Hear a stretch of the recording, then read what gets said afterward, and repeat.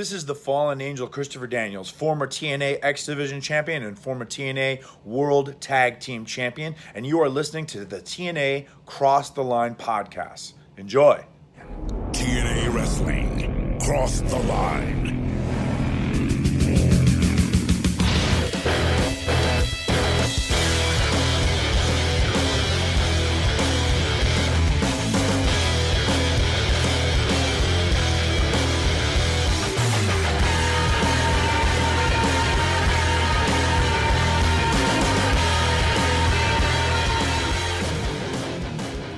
And we're back with episode 317 of the TNA Across the Line podcast.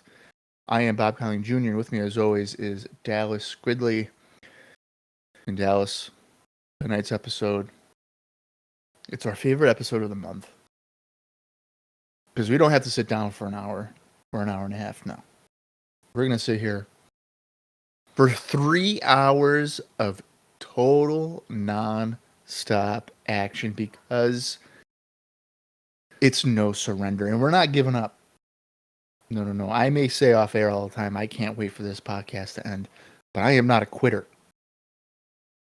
And we will get to the finish line one way or another, whether I go through a horrible breakup, whether I get hit by a car, it does not matter because we will not surrender this podcast until our finish line. Because tonight we have Kurt Angle, not in one, not in two, but 3 championship matches. And then also in a match that I kind of forgot about. It's involving one man who had a significant undefeated streak where he had not been pinned or submitted in quite a long time, Samoa Joe, going up against a man who has not, I repeat, has not lost by pinfall or submission, I believe, like directly in Christian Cage since his debut in November of 2005. And yet, he is a 2-time NWA or TNA World Champion. Now he's lost tag matches, whatever, but I don't believe he has directly lost. Dallas might know more on that. I don't know. This is a pretty long opening. Dallas, how are we feeling for No Surrender? Well, in all honesty, I kind of feel like we've been kind of low-key dreading this. Maybe I'm wrong about that. It's been like a week and a half since we watched the Go Home episode. Peek behind the curtain. So I'm excited to get into it, but I feel like the build, it's kind of the same situation we've been talking about the last couple months. All the titles, at least in this show, there's 3 matches. Before it was always 1 match. So it's been a little tougher to kind of get into the last couple pay-per-views, but I looked at the card before we got on here. I feel like I'm feeling a little bit better than I was expecting to watch the show. I kind of thought that Bob was going to dick me around. Brother, I can't record this week. Then next week the show's supposed to drop. Brother, I can't record. Can't do it.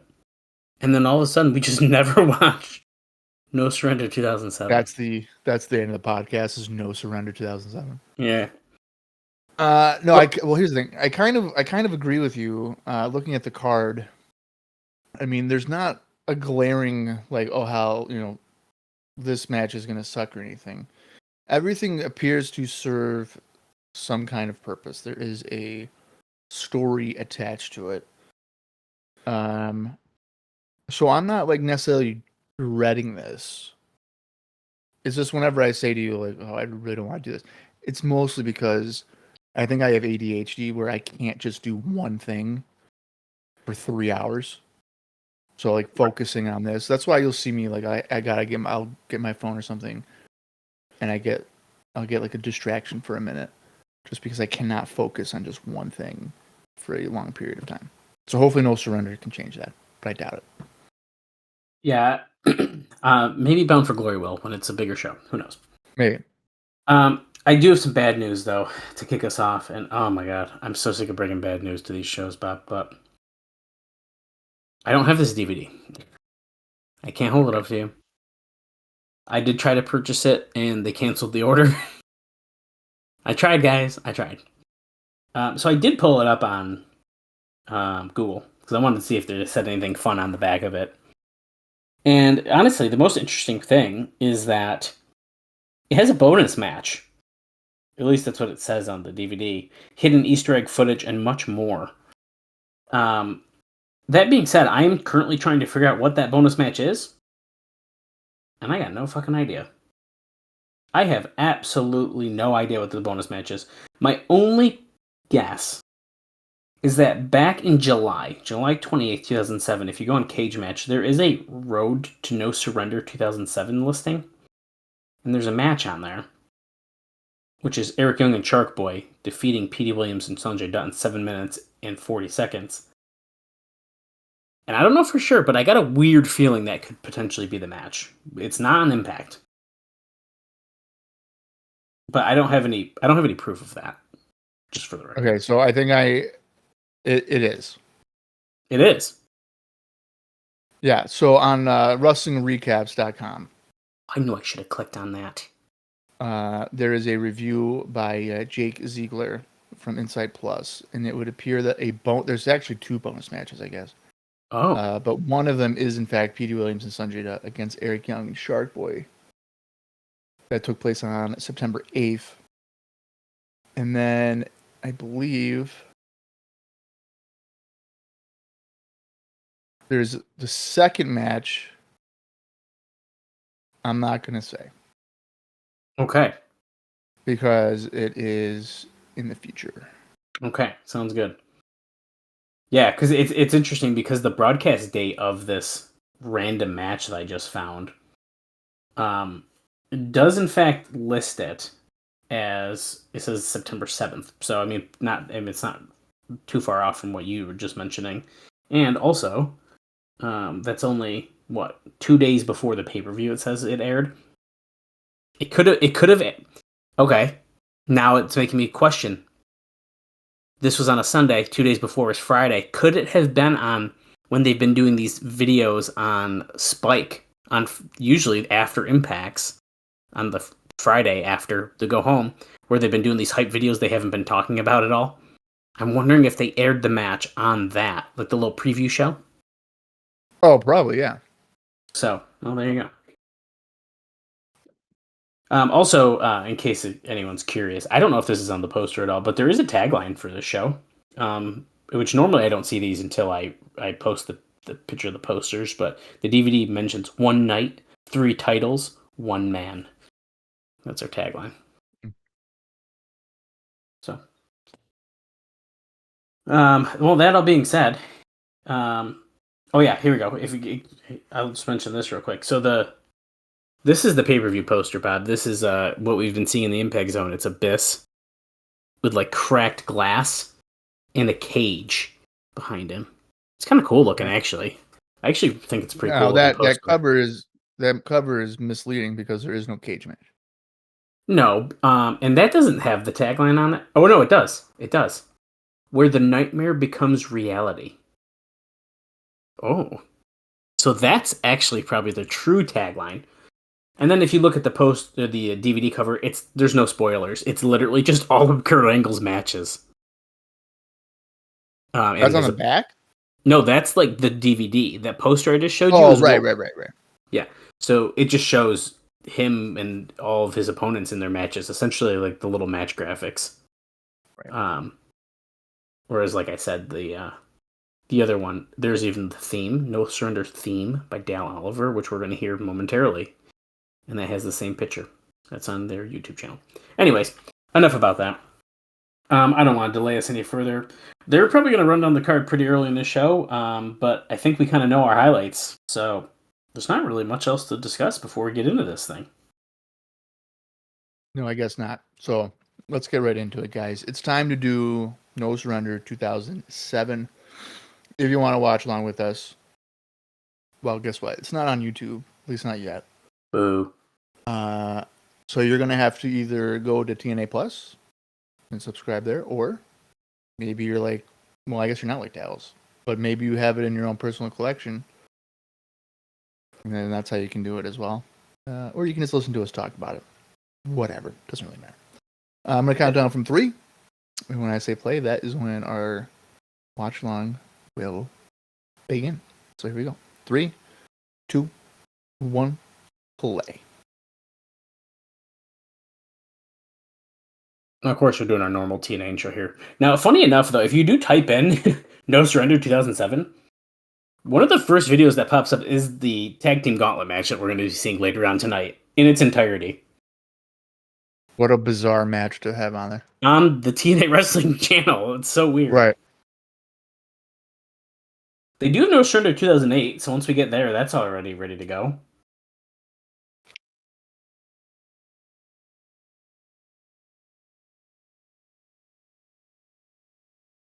The gods once again prepare for epic battle.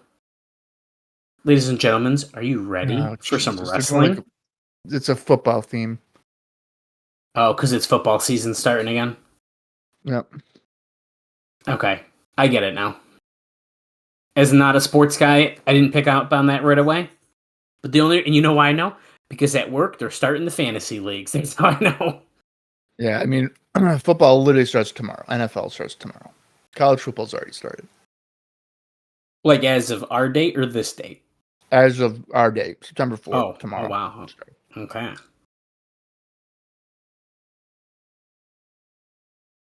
I would imagine, well, it's September 9th, so I would imagine football has already started in 2007. In fact, That September makes 9th sense. might have been like the first week. I don't know. I'd have to look it up. Now, and also Pacman Jones, football player. See, okay. I can see that a little bit more. Now, of course, the footage you're using is not like NFL footage. It's like stock footage of like college kids, not even college kids probably. I bet you it's high school kids playing.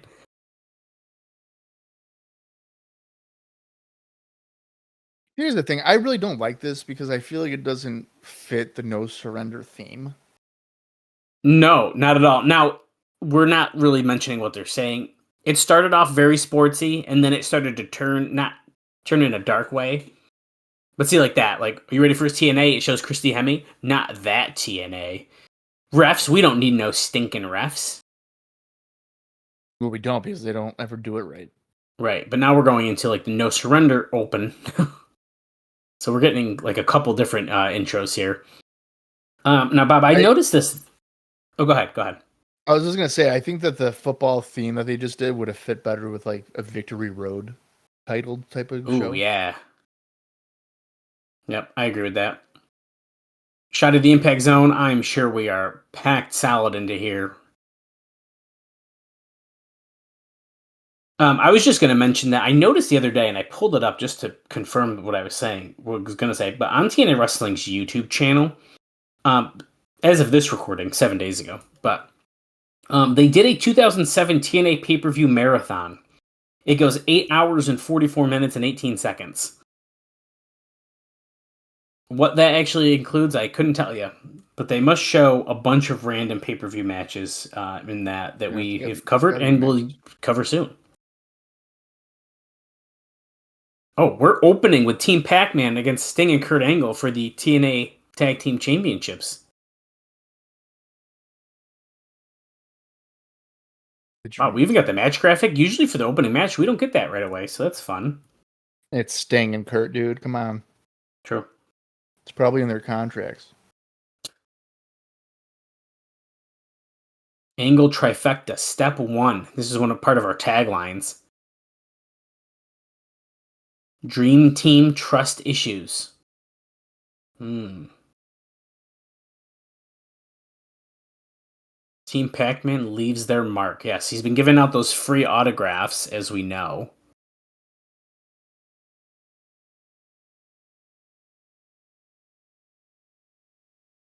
Oh. He's Pacman Joe. He's back. He's back. Mr. Pacman Joe. That 3, 2, 1 countdown threw me off there in the beginning. He's Pacman Joe. Speaking of random, like TNA theme songs. Yesterday, I randomly listened to Michael Shane's TNA theme music. Oh. I don't know why. I literally spent a minute and a half listening to it. Oh, wow. On my TV, no less. Really weird. Oh, that's even weirder, I feel like. Yeah, it was. Did it pop up or did you search for it? No, I did not search for it. Oh, okay. I'm not putting forth that type of effort. Okay, that's kind of what I was wondering. Now, Bob, we see Team Pacman making their entrance here. We are aware from our backstage news and notes, but also because they fucking exposed it at Hard Justice. Pacman cannot get physical. So essentially, assuming what we have heard and know is correct, this is a handicap match. Yeah. Yeah. I'm wondering if physicality includes, like, if he pins somebody. Right? Well, so I feel like we've noticed on Impact, we don't know for sure, but it seems that when Ron is in the ring wrestling, he's not out there. He comes out after the match, almost to keep him away from anything. So the fact that, and now if that's intentional, it could be. It could be because they're saving that heat for after the match for him to come out. But if that is the case, he's about to be standing on the apron for the whole match. I would imagine, yeah. He's not going to be in the ring. Do you think that if Pac-Man Jones were to be doing this in WWE, that there would be the limit of physicality, or do you think they'd let him do it? It's a good question. I guess. think they would. Well, so you'd be able to answer this better. Can you think of other NFL guys who've gotten physical? I would say around this time or earlier. Well, besides the obvious whose name I'm blanking on now, but There's several. Several. Okay. So, I mean, obviously we have like Lawrence Taylor. I don't know why I could not remember his name. But he was retired by then. Okay, so that doesn't count. That doesn't count. Right, that he's retired. Kevin Green. Did he have a match? He had several. Oh. Reggie White had one. I mean, if we were to sing athletes in general, I mean, Dennis Rodman, Karl Malone. Well, right. I was just trying to think of someone comparable. Whoa. Pac-Man was just about to start off with Sting, but he just got out and said, Ron, get in. Yeah, I think you forgot. But athletes around this time, I'm trying to think. Now, could it be I think Wildcat they didn't want?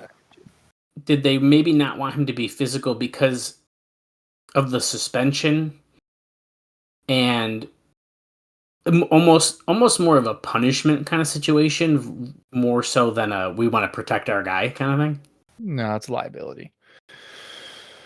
Yeah, but if it's a liability, yeah, but if some other people have done it in the past, what's the difference? Is it just a team contract thing? Yeah, which he's on what team at the time? I believe he was on Tennessee Titans. Okay, so that's what I thought. Only because you said it before, not because I knew that. I can double check that. I'm pretty sure. But so what? We're in 2007. 5 years ago or so, the Tennessee Titans jumped over the guardrail and were fighting with Jeff Jarrett. Yeah, so he was on the Tennessee Titans. So here's the thing. I mean, contracts like the physicality that you're talking about, it probably even varies by player. You know, some players can't, like, I know there's been running backs or whatever that can't go on ATVs or motorcycles or whatever the case is. And then other people can. It's definitely by team. I mean, NFL has a union, so I don't think it encompasses all the teams in one. I think each team can do whatever guidelines they need to do. And his suspension from the NFL is a year. So it's not like he's banned forever. So if he were to be wrestling in this ring or whatever and get hurt, then he would potentially not play for their team again or whatever the case is. His skill level could be decreased.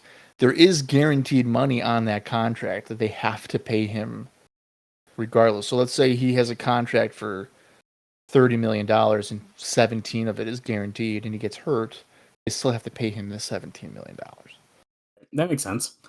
So there's some probably protection of their monetary they have to do. Right.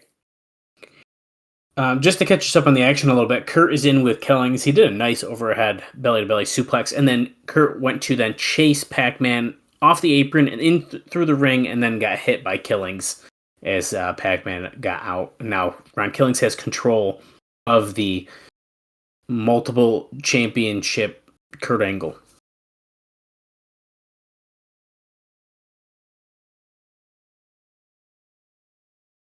I'm glad they're kicking off the show with this because this might be something I'm the least interested. Oh, here comes Karen.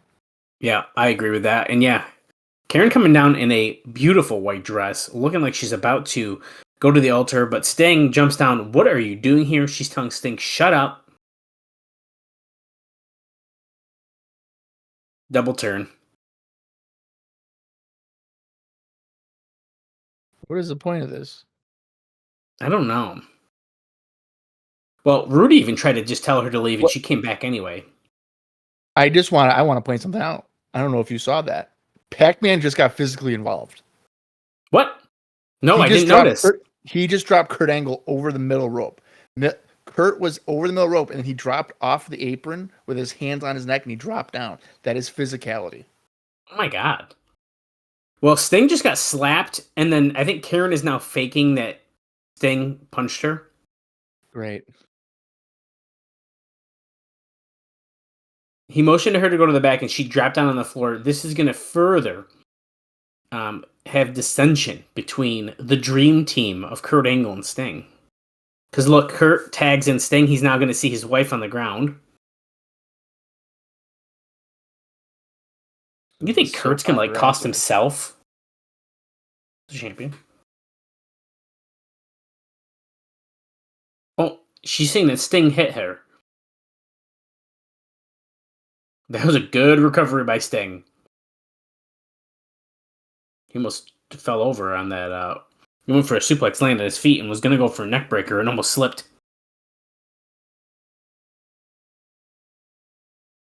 Stinger splash. Holy shit, he almost just went over the top rope when he did that one on Killings.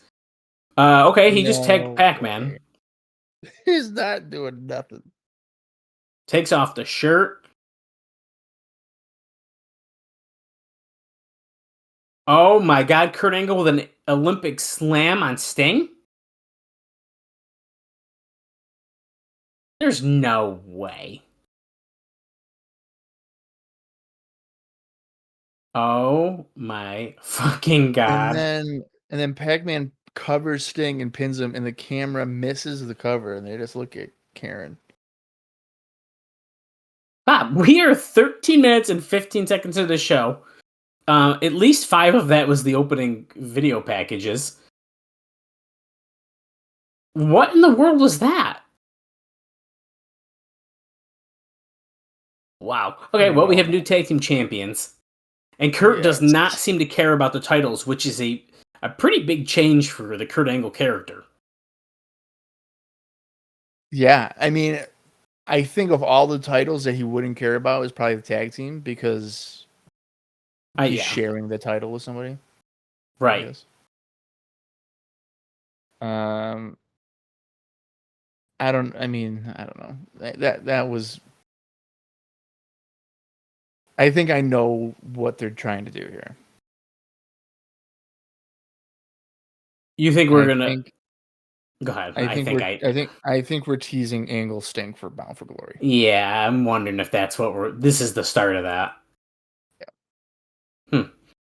Well, as they head toward the back with the new tag team champions here, What are you going to rate that match, Bob? Let's keep track of our ratings. If we have a review that we're going to compare our ratings to as we going to go through here, but I think people would expect me to say a dud or something. I'm not going to do that because Ron did pretty decent in there. I'll give it a star. yeah, I was going to give it a star as well.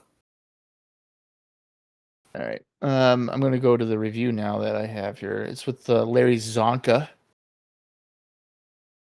from 411 Mania. Yeah, we usually like his reviews, I think.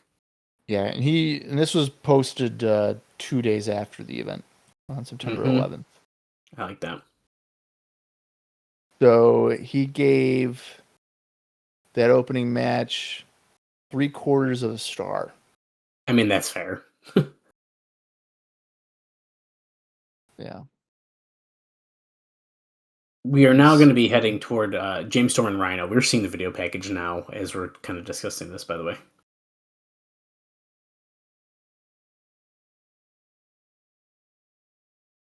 Now, keeping in mind, these guys have had a few matches now, and James Storm has been trying to find Rhino at the bars. He called into the Impact Zone and was like, "I'll see it, no surrender." But to my knowledge, this is just a regular match between these guys. Right. And we did like a barroom brawl thing before, didn't we? We did. Yeah. Oh, here's the phone that's kind of call. weird. It's kind of weird to go from a stipulation Mm-hmm. to just regular. Now remember, in the last match, Rhino withdrawal and he got too drunk and he lost because of that. We're going backstage. Yes, the barroom brawl. Remember, Rhino was drinking. Now, JB's in the back saying, we haven't seen Rhino in nearly a month. He's looked in every bar and tavern he possibly could. James Storm looked no further, but the War Machine is here tonight. There he is. He's very somber. It doesn't really matter where I've been.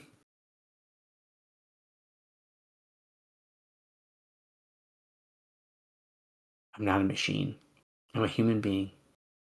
Flesh and blood. Well, 5 weeks ago, I did fall off the wagon. Terry Garrett is an alcoholic. Tonight, I'm sober. Okay, I low-key thought he was about to come out and be drunk, so... I honestly thought that. I thought he was going to be plastered. So did I. Even for this interview, Yeah. No, I did too. I When thought he's he was sober, going to he's come out here and be sober. like, I'm so hammered, I can't feel any pain, James Storm. Like, what's in it for you, you know? I've had 17 beers and 7 shots, and I'm ready to fuck you up. Gore! I'm gonna cut you in half. Well, you know Okay. he's shooting because he's using his real name. That's right. James Storm's coming out and just got these 2 little tiny fireworks before he even came out.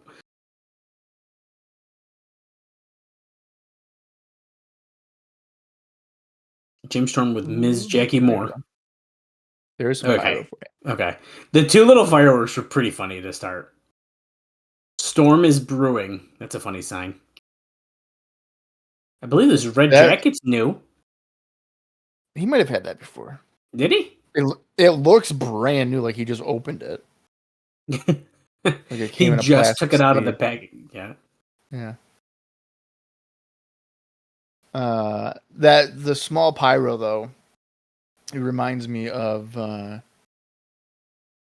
what? It would have been 2002, I think, for Christian, when he was like going through a depression with DDP, and he used to have this like huge pyro thing when he had like the opera music, whatever. Oh yeah. And he was like on a losing streak, and it was basically like a quarter of what it was, and he was like, "What the hell's going on?"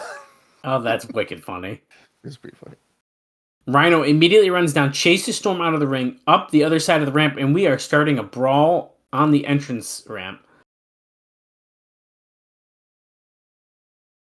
Okay, see, we're having a regular match, but we're already going swinging for the fences here.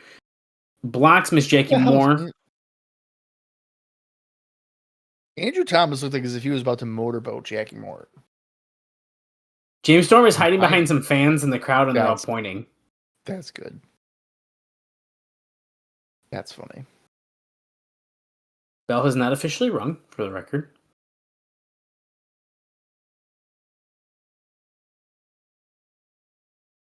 There we go. There's our... Oh, it didn't break. Okay, he slammed him against like the bleacher area, but the wall did not break. We're good.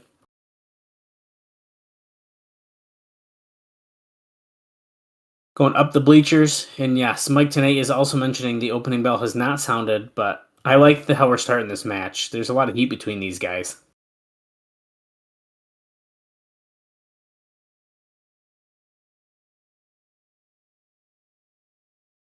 The referee is allowing some leeway here because of the personal animosities between them, which is good because the match hasn't started. They can kind of do whatever they want. I feel like there should have been some kind of stipulation to this. Yeah, I would say so.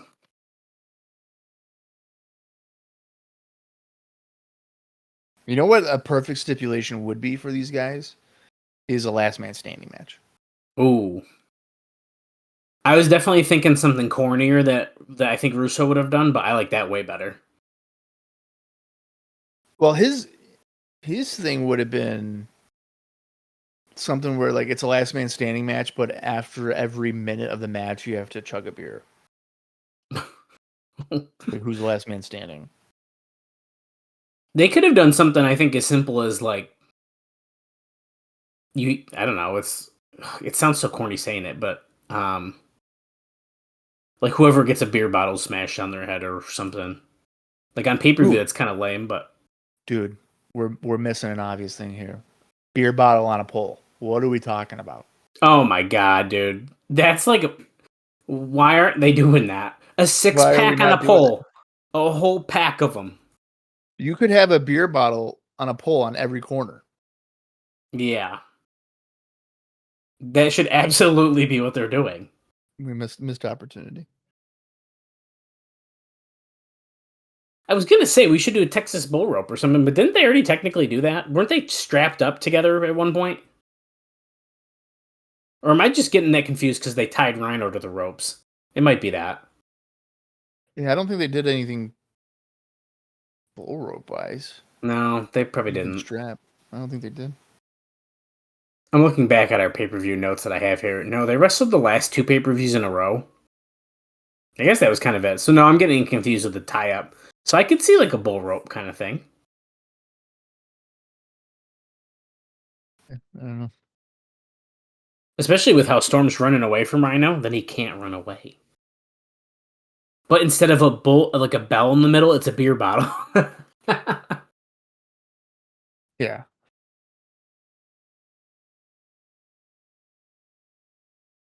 They still have not gotten in the ring. No, and if this is going, I mean, this isn't even attached to the match time. So overall, the match time at this rate is about going to be 25 minutes. Right. And now there we go. The bell has started. 22:58 is when the bell rang.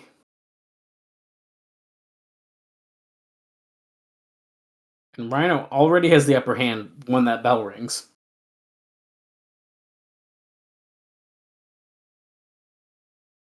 Wow, the crowd is pretty split chanting, "Let's go Rhino, let's go Cowboy." That's a bit that's kind of surprising to me. I'm really surprised. I would have. I mean, Rhino has consistently been getting positive crowd reactions. I'm kind of surprised that it would be even near split. Well, maybe the ones who are chanting for Cowboy are alcoholics, and they're like, "Yeah, Rhino should be drinking more beer." Yeah. Oh, Jackie grabs Rhino as he's about setting up for the gore.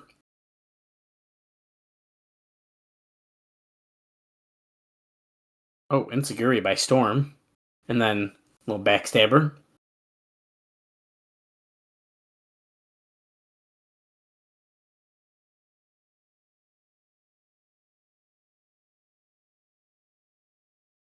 Storm looking to get the upper hand here. There's I think a noticeable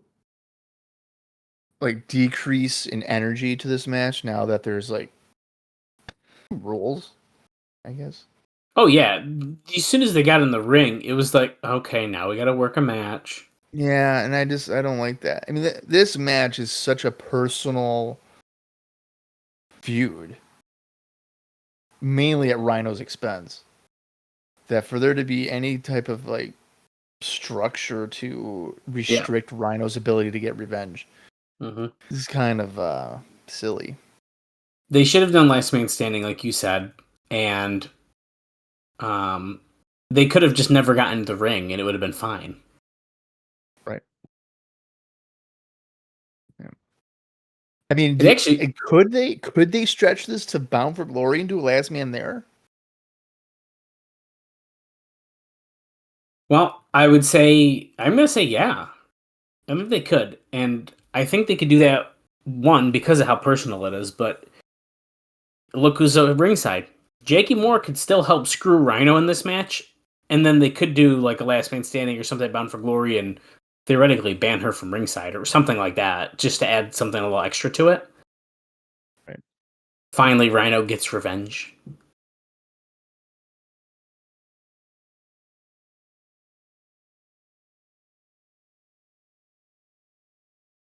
I can't tell what the crowd is chanting. It sounded like they were saying, "You're my hero."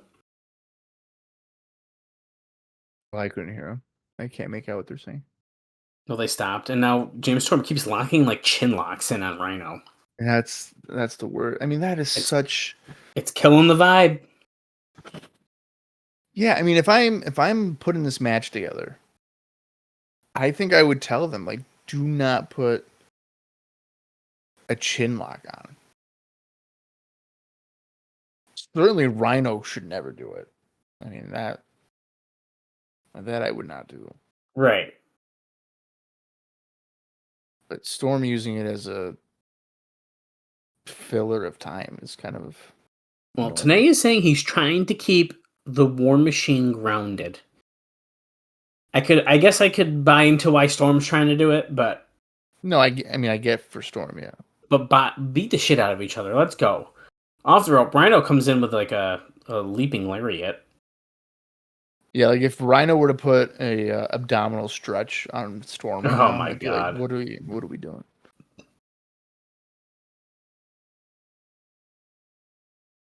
No, he got a 2 count there, so he's picking Storm back up. Irish whip, that was countered. Kick in the midsection. That was an interesting slam. I thought he was going to go for like a double underhook DDT, but he kind of flipped Rhino over onto his back and just slammed him. He flipped him over. I don't even know what you would call that.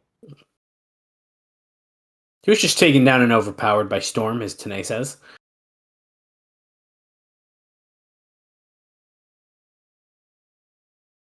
Shoulder block to the midsection by Rhino, weakening Storm so he can set up for that gore, which he appears to be doing.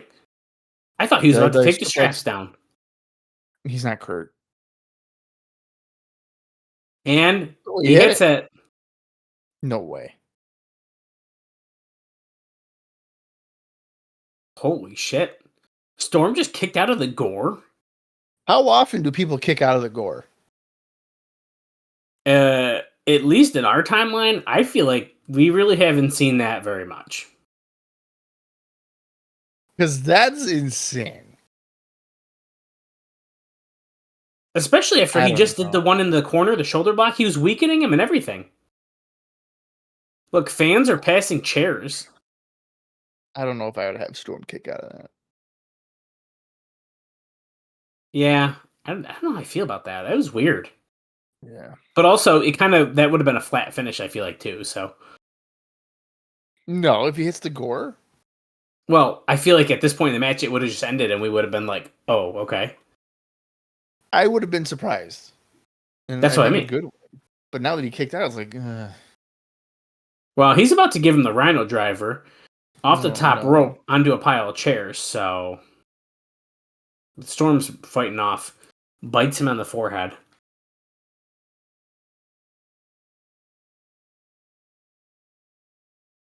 He's climbing up. Uh-oh.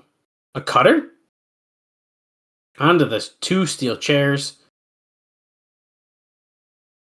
Rhino kicks out, thank God. So are we like officially doing like relaxed rules or something? That's what we gotta be doing. They kind of mentioned that when they were brawling. Like, the referee, he's kind of giving him a little leeway here. Okay. So I think, but also you got to think about it this way too. I feel like we argue about this all the time, but he didn't hit him with the chairs. He hit him onto the chairs. It's just like a table. I think technically you can get away with using tables because you're kind of just slamming them onto something. Like, you're not hitting them with it. Sure. I would even say, I mean, I'm surprised you didn't say this as part of your argument, but Rhino introduced the chairs to the match. Also true. To begin with, so.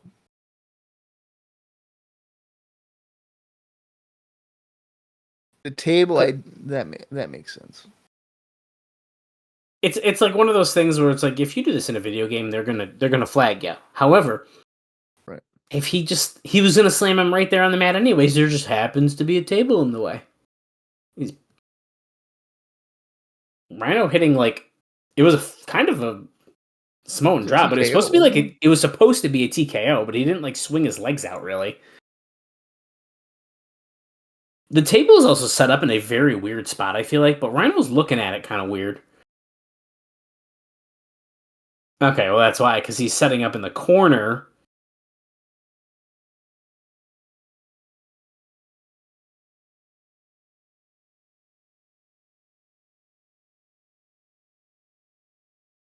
Ms. Jackie Morris trying to communicate with Storm from the outside.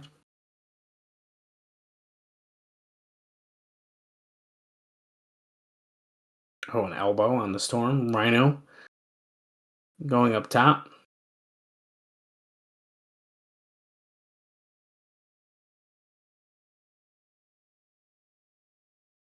Storm with a superplex to Rhino. Let's see. Is he going to hit it? And he does.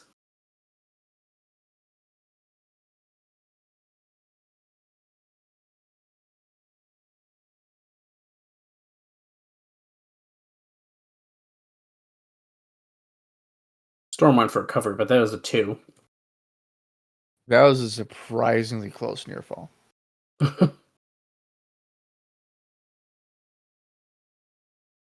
fans are chanting, "This is awesome." I don't know if I would classify it as awesome. After the last match, this is great. Storm going for the super kick, but it was countered. Going through the table. There we go. That's got to be. He's near the ropes, though. Oh, he got it. Okay. Rhino gets the win. Okay. See, but that feels like a definitive win for Rhino now, so I don't know if this is going to keep going. Well, it's 1-1. True. It's true. Right? I mean, do they fight in July? Hang on, I can go back and tell you. I don't remember. I know, obviously, no Hard Justice. But oh wait, yeah, they fight at Victory Road. Victory Road. So it's probably 2-1. Yeah, because I do think Storm won that one as well. I could be wrong though. Oh, he's sticking the keg into the butt of what? Well, it broke off. It broke. You know, Jackie, I think he broke it. I'm thinking he's supposed to spray her with it.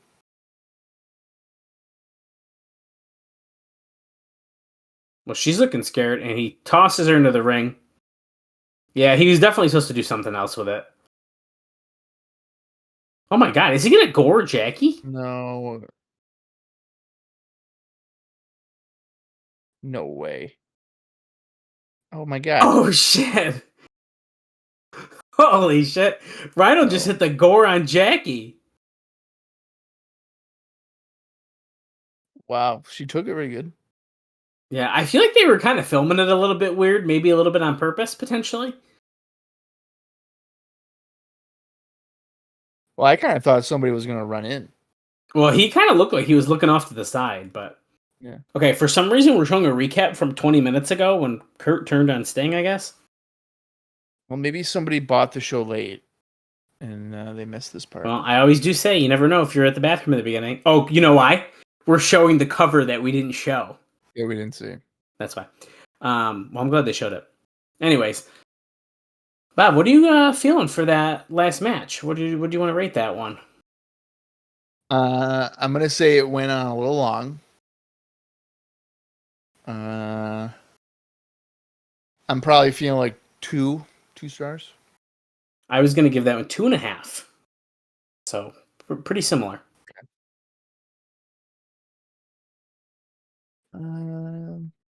Larry Zonka gave it 3 stars. Okay. Kurt Angle is JB's in the back with Kurt Angle, Karen Angle, and Dr. Kevin Nash. Can't really hear her. Hold on.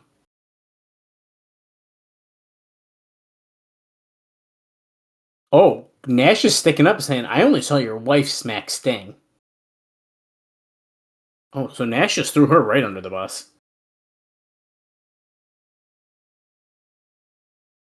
Get focused. You got 2 more matches tonight. Oh. Holy shit.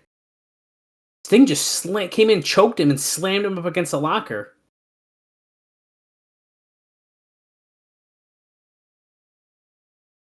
Oh, Cornette's here. And Matt Morgan trying to pull Sting off of him. Go to the hotel, take a shower, get out of here. You need to calm down. Now, Cornette's trying to protect the other 2 big matches we got for this pay-per-view, of course.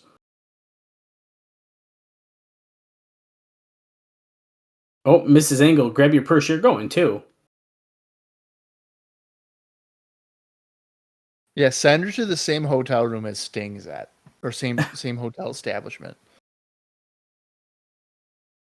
Or you both can go together and leave the rest of your belts, he says. That's pretty good. God, she's crazy. That scream. Yeah. Now, they're at the announce table with Mike Tenay and Don West. Now, I will say, I feel like that's the most serious we've seen Kevin Nash in a segment in a long time. Yes.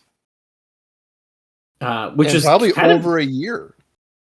Yeah, that's probably pretty accurate, really.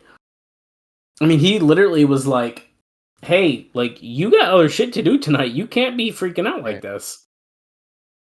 I mean, not only did he told Kurt, like, Sting didn't do nothing. Right. She's fabricating it. And then he was also like, you got to focus. You have 2 other matches. And he was not joking around or anything. Oh, Mike Tenay has a huge announcement regarding the future of TNA Wrestling and Impact later on tonight. Could you imagine if his big news is this is the last show? He's like, I'm done. Guys, the company is going out of business.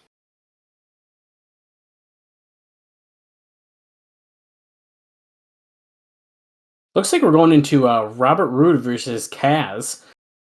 And as we're seeing from this highlight package, Kaz was kind of laying on some love here to Ms. Brooks, Tracy. Which is interesting now that Roode is... There's never been a romantic tease between Miss Brooks and Roode. Which is recollection. No, it seems to be strictly business. Except, I mean, there was some weirdness when Eric Young was kind of hitting on her. I feel like he was kind of jealous, but that was more jealous of, I think, Eric Young's popularity more than anything. Oh, for sure. Yeah. Well, his whole thing with Eric Young was he wanted to parlay Young's popularity into making him more popular, but he doesn't realize that he's an asshole. That's not how that works.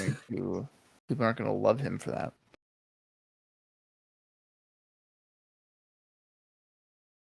Robert Roode. Now, Ms. Brooks not looking very impressed. He's like, let's go.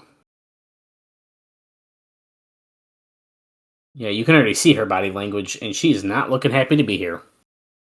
No. Not at all. She kind of has a crush on Kazarian. Probably her real-life boyfriend at this point. Yeah. Potentially future wife. Not potentially. It's true. But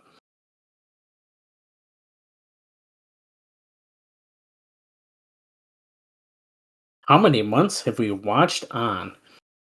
as Robert Roode has verbally berated Ms. Brooks? It's a great question.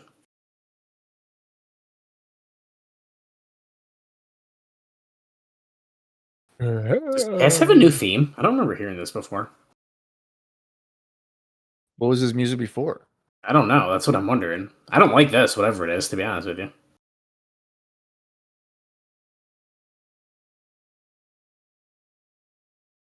I don't know what he was using before.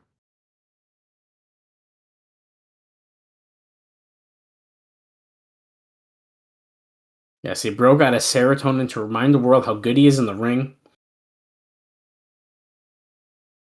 Rebirth. Now, what's funny is that I think he was in serotonin as like punishment for leaving before, Yeah.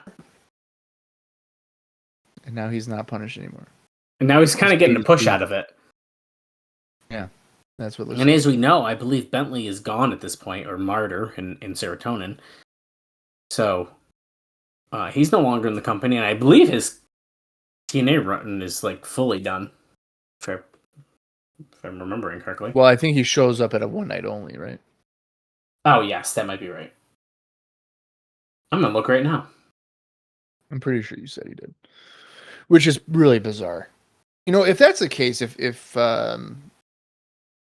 Matt Bentley is in fact done, I'm gonna say that his initial run in the company in 2003, when he was constantly saying I'm Shawn Michaels' cousin, Yeah. is like pretty good heel work.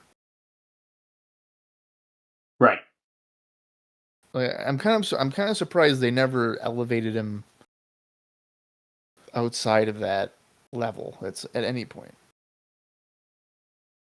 Yeah, so his last match in TNA was on Impact 160. It was at least taped on July 16, 2007, when Triple X defeated Serotonin.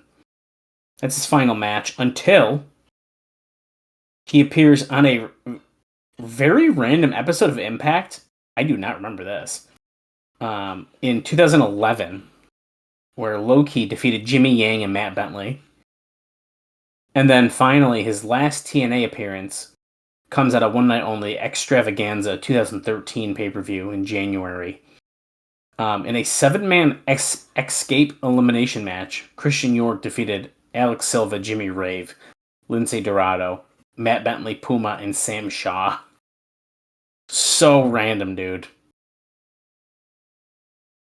And then, his final match at all is the one after that, 2 years later, September 5th, 2015, on the GFW Grand Slam Tour, where he defeats Kevin Matthews and Mark Sterling. Wow. So random. It's wild. Kazarian and Roode just crashed the floor on a suplex attempt by Kazarian. And now Miss Brooks is conflicted. She's like, do I check on Kazarian or do I check on Roode? Well, it seems pretty simple, Miss Brooks. You're being paid by one of these men to be their manager. So I feel like you should be checking on the man paying your bills. I don't know. She's not really feeling it anymore, though.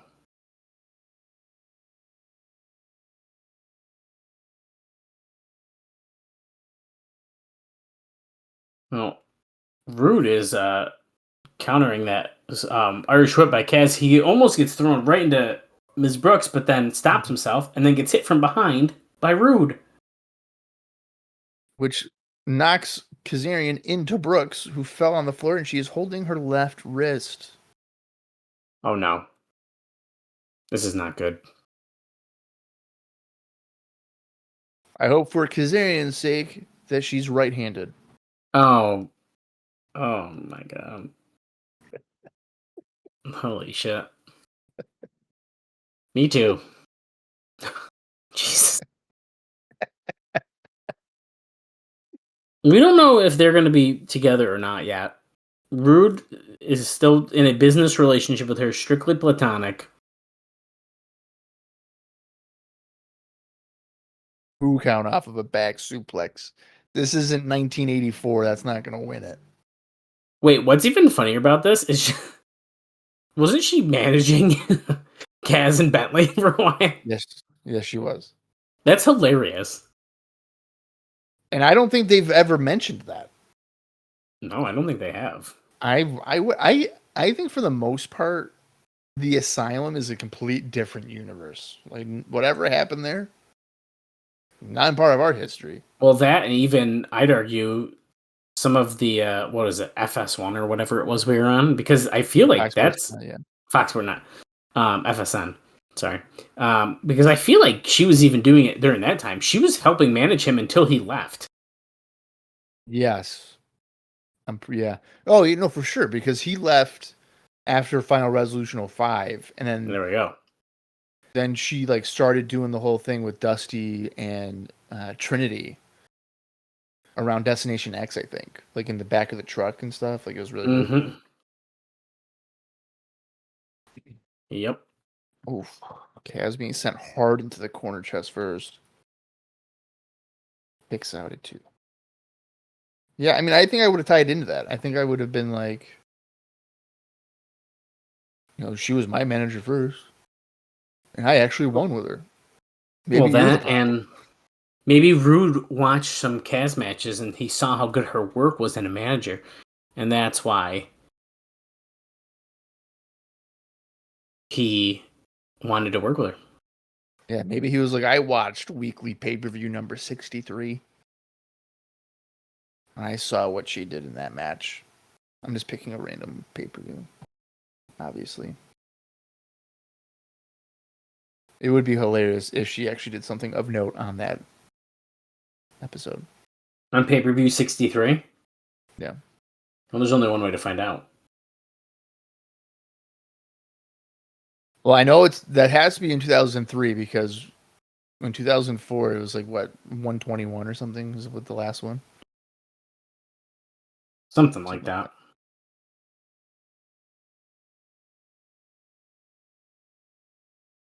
They don't make some reason like cage match like is not easy to like search.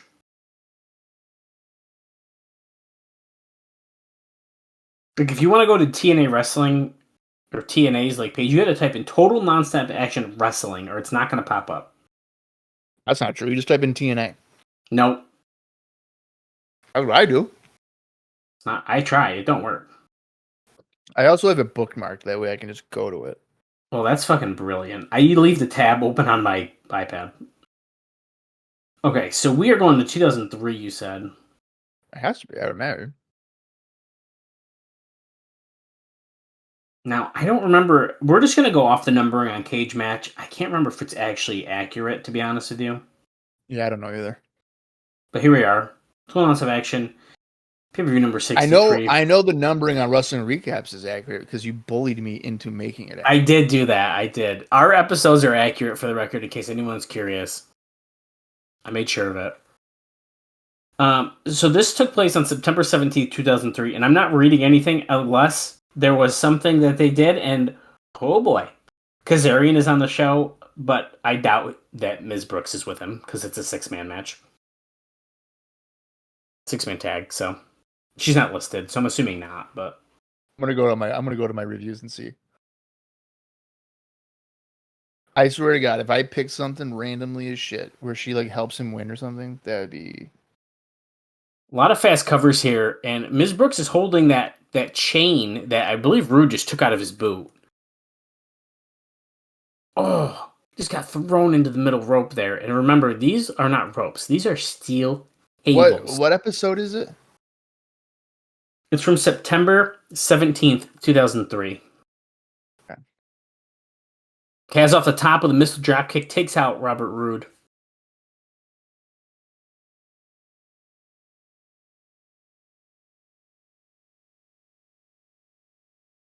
Yeah, so it can't be because Kazarian and Shane are on opposite sides. Oh, I didn't even notice that Shane was in that match. I was strictly looking for Kazarian. Yeah, so damn. Oh well. That's okay. I didn't have the skill of picking a random show. Well, they were a really good tag team, I thought, when they were together. Yeah, I mean, they didn't win. What is that? That's a chain that Roode pulled out of his boot not very long ago. Oh my And god! now she has.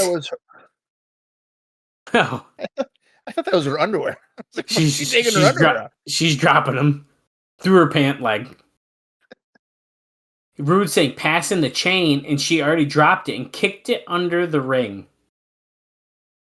Gaslight him into being like, "You never gave me one." She's like, I don't have it. I think that's kind of what she's doing. Where are they? Where's what? She goes. She's gaslighting him. I didn't do anything. Well, Kaz is up in the ring. He's coming up. Slingshot. Oh, Kaz stopped himself because Roode pulled Ms. Brooks in the way. Kick him with the boot. Holy shit, what a dive. Dude, Tracy loved that. Jesus Christ. Mhm. She's biting her lip and everything. Oh, yeah, she likes it. Do they have kids together? They do. Yeah, well, that right there, she just got pregnant. Yeah, well, yeah, you were figuring out which show the first ones were starting Right there. on. She was like, No when I saw you Surrender do that 2007. somersault- When I saw you do that somersault dive over the top rope, I was like, yep, I'm pregnant. This has been a pretty solid match. It's been fine. I mean, I don't know. I like it. The crowd's really behind it, too. I think I'm a major, like, there's got to be a story to captivate me. There is. Yeah, it's not good. But there is a story. Oh, Roode is abusing Tracy. Oh, that's only been happening for the past 15 months. And they made sure that we knew that. Well, it hasn't been 15 months, but it's been like a while.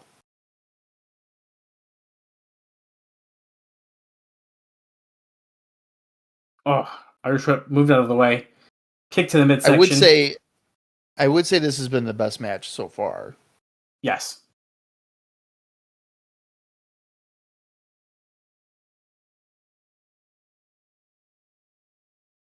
Kick out It's by a kick Roode out after a two. slingshot DDT. Oh, they only have one kit together. I thought they had more than that. Only one. Yeah, I thought they had more. Well, it's never too late. They could have another one. That's true. Oh, shit. Oh, He just murdered Roode, and Tracy really liked that she one. really liked that one. Oh, my God. And another 2 count after like a reverse tombstone.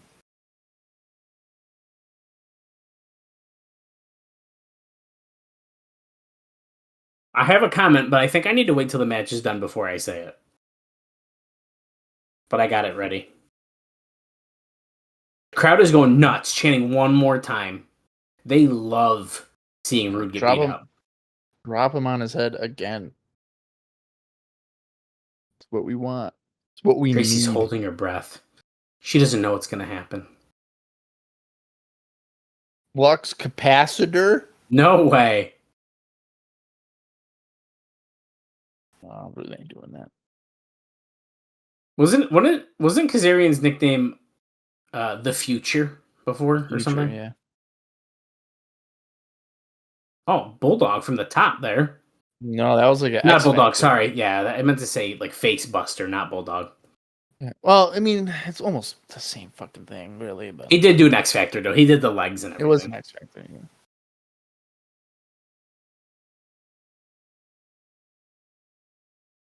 The frustration is obvious, so he's going to the top. He's risking it all for Tracy. Leg drop from the top, but misses it. The payoff. Oh, shit. Holy shit. What? Okay. Well, I wouldn't have guessed that one. Tracy is not looking happy. Well, Bob, that's how we're going to continue this story until Bound for Glory. Kazarian's career for Tracy's freedom at Bound for Glory. Book Oh it. my god. No, a hair versus like Tracy. Either he gets his hair shaved. There you go. Hair versus hair. Fuck it. Both of them. Do it. Yeah, why not? Tracy does not want to raise Roode's hand, but I she mean, does. they both would cut their hair at some point. So That's true. And they both look pretty good with their hair short. I saying. do. Yeah, Roode. I think Roode especially looks very good with the. Oh, when Roode shaves his, it's top notch. That dive was really awesome. I actually really enjoyed this match. Okay, so what I was gonna say is I'm gonna say this is probably the best Robert Roode match we have at least seen in quite some time, and I can't think of another one that I liked as much as this. I will agree with that. It doesn't help that he feuded with Eric Young for about 8 months. No, it doesn't. But even his time in Team Canada and everything, I think this is his best showing. Partially probably because of Kazarian, but either way, the crowd heat that he was getting and how much they hated him and wanted to see him just get his neck broke when he dropped him on his head. Really good stuff. Okay, I'm going to say it. I'm giving that 3.5 stars. I really enjoyed that match. I feel like my head's telling me 3, so I'll go 3. I almost said 3, but I was getting really excited, so I just pulled the trigger. Well, I believe her name is Crystal, is backstage interviewing the Black Machismo, Jay Lethal. That's definitely Crystal. Zonka gave Roode Kazarian 3 stars. Yeah, it's fair. I mean, I might be getting a little overzealous with my half, but just thinking about how much the crowd heat was behind him and stuff, I thought it was really good. It's all about your enjoyment, my man. If you enjoy it, you enjoy it. Who cares? We don't shame here on TNA Wrestling Podcast. Not all the time, at least. Dr. Kevin Nash walked in. Now remember, he's the one who kind of helped Lethal pull this persona out of him. He said, Kurt doesn't have time for this? Oh, he doesn't have time for you to take a dive. You laid down, you goof. So Nash just came in and was like, you better just lay down and let Angle beat you. This is an interesting shift that Nash is like serious again. Mm-hmm. It's very, very interesting. Well, up next, it's Kurt Angle's next match. His second match of the night against Jay Lethal for the X Division Championship. If Lethal does a dive, like he just lays down, I would be so annoyed by that. I'm going to be absolutely stunned if that happens. I don't think it's going to happen. Do you think that he would do, like, he would lay down and then Angle do like the cocky cover thing and he crucifix pins him and it ends in like 3 seconds? I could see it. Angle trifecta, step 2. Daniel suffers lethal loss. That would probably piss me off even more because these guys could probably have a really good match. Right. X Division or Experience was the last, whatever they call those, the X Division lines. I forgot already. X Factors. That's it. X Factors, yeah. Now, Kurt Angle's come out again. You think he's going to lose his pop by the 3rd time? He's lost his flag already and his entrance jacket. Well, he's lost his flag, his wife. I feel like the crowd is absolutely silent. I mean, that's what happens when you see somebody numerous times. And we just saw him not even an hour ago.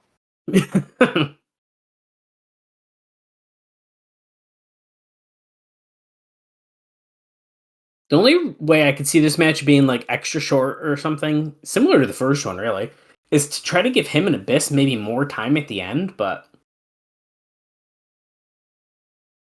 Well, I would imagine the main event would be at least 15, 20 minutes. You have to.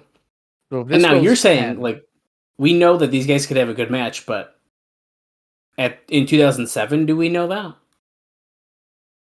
I would say so. Do the fans, do they want to see this go? Do we want to see a Broadway right now? I mean, no, you don't want to see that. But I mean, if you're familiar with Lethal before his TNA appearance, so like a Ring of Honor. I mean, you're. But if you're you not, have the though, but if you're not, I mean, if you're not, I think you still are aware of Lethal's ability in TNA. yeah. You know, I'm like, I see. I mean, I get your point. Like, I'm one of those nerds where it's like, oh, I saw Jay Lethal and Loki, or Jay Lethal and Samoa Joe in Ring of Honor 2004. I know he's gonna kill it here. Bleh. Right. But Well, okay, the crowd is chanting for is Lethal more so than Angle. there's a little bit of both, but I'm hearing a lot of Lethal in there.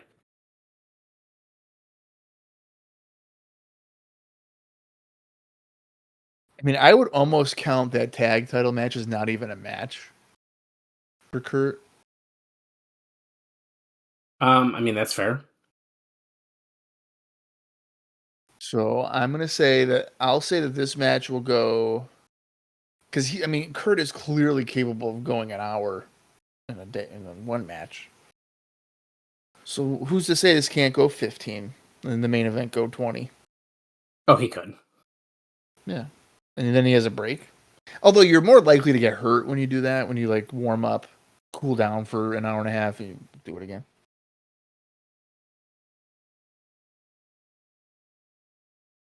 Well, really, after this one, we don't have like tons and tons left. Now we have almost 2 hours of show left. I mean, well, we have Cage and Joe. We have the world title, the Gauntlet. Mm-hmm. Remember the last one without looking? Hang on a minute. There's only one other one.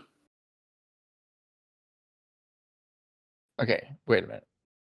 There's the Gauntlet. Yep. There's Joe and Cage. Yep. Angle Abyss. And then, right, the world title. And there's another one Yep. that I'm missing.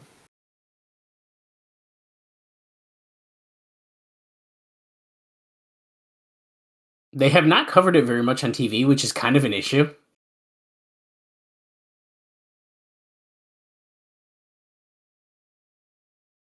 Why am I drawing a blank? I'm trying to think of like a funny hint I could give you. Oh, I got it. I know what it is. Yeah, Yeah. It's Chris Harris and Black Rain. that's right. That is right. And I think that's no disqualification, right? I believe so, yeah. Double sledge off the top Okay. from Lethal. So that's not very promising. That we have almost like 2 hours left. I mean, that's And we just have under. 4 matches.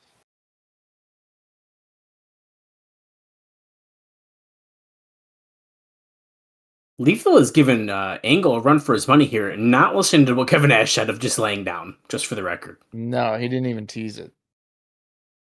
I'm surprised they didn't even do a tease, but that's fine. Angle just buckle bombed Lethal. Doesn't go for the cover though.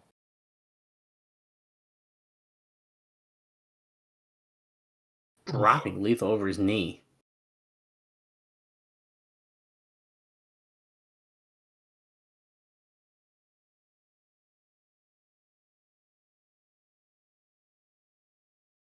Uppercut into the corner. Oh, and Dallas is getting his food. And I don't know what that is, but it's a pretty big bowl. And if anybody knows Dallas, he tends to have some tummy issues. I'll have you know. This is a salad. Oh.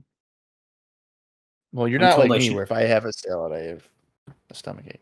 I'm told I should open the window because it's so hot in here, so I'm going to do that. See, I think it's perfect outside right now. Well, in the office that I'm in right now with the door shut, it's quite warm. I mean, I haven't had to use my air conditioning in probably about just over a week. Really? Yeah. I'm proud of you for that. Thanks. Means a lot. This is so big, I don't know how to eat it. Yeah, it was a huge bowl. I'm gonna go on mute and just take one bite quick, and then we will talk more about Kurt Angle and Jay Lethal. Well, Bob can still talk about it, but Yeah, you have fun. Yeah, Kurtz has got a freaking sleeper. I'm gonna do a play-by-play of Dallas eating, and there's the big bite, and now he's low. He just chuckled a little bit, folks. He's going for a second one. That might have been the second bite on the first fork. Can't confirm or deny that. He looks like he's enjoying it. He said he had made a face like, this is pretty good. And he just ate another big leaf. Okay, Kurt with a scoop and a slam on Lethal. He looks pretty pissed off. Not Dallas, Kurt. Stomping away on Lethal's back. Kurt is showing that he's taking this as a no nonsense. He's beating him up. Lethal just said, "Oh please," in terms when he was getting kind of being a jerk. Kind of being a bully. Yeah, I don't know if I like this.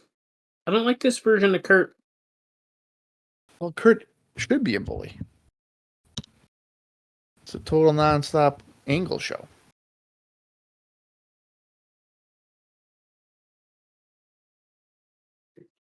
Back suplex by Kurt. 1, 2. Okay. Kurt getting a little mad. He's like, how did I not win off of a back suplex? I've never won a match with a back suplex. I always do like when they do a move like that, and they get mad that they didn't get the pin. It's like, what did you expect was going to happen? Well, what was it? There was, I think Joe. I think Joe won a match against Steiner, like the snap power slam. Oh, dude, that was like so bizarre. But kind of what you're saying here, now that he's won with it, if he goes like, oh, what the hell? Well, he has won with it. True. So it kind of be like, that's the reason maybe why he'd be mad.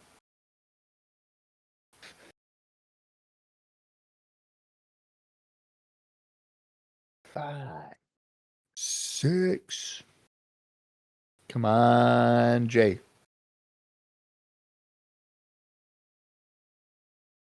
Ducks a clothesline. Does Lethal clotheslines Kurt. And another clothesline.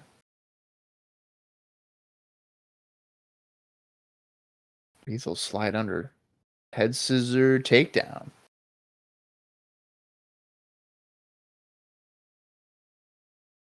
Insaguri to the side of that. He's going to win. He's going to win. Damn it. Oh, dude.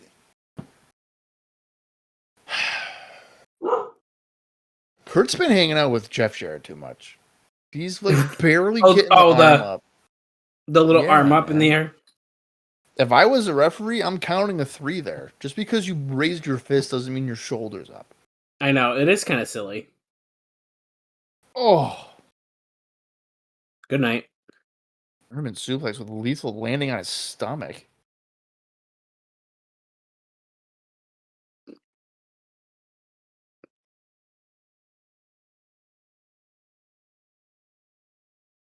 What else do I got to do to beat this guy?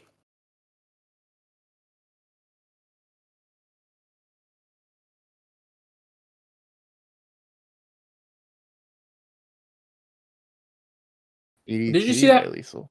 Yeah, he's able to counter the attempted Olympic slam there.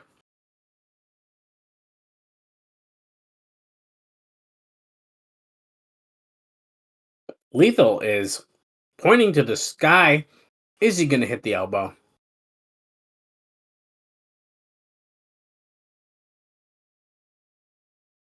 Is he going to hit it?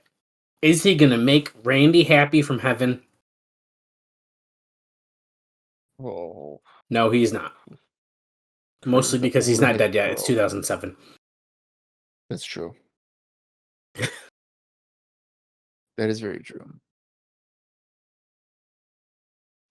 Excuse me. The crowd is into this match, though, which is good, because it's an X Division title match, and it should be fun and exciting, instead of it just being a side title that's on the line in the main event. Small package, barely kicking out.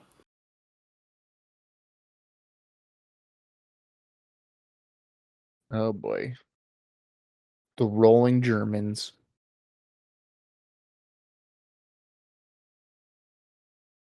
Is he going to do this 20 times to Lethal because he couldn't do it to Joe? I mean, honestly, if there's someone to do it to, he let go.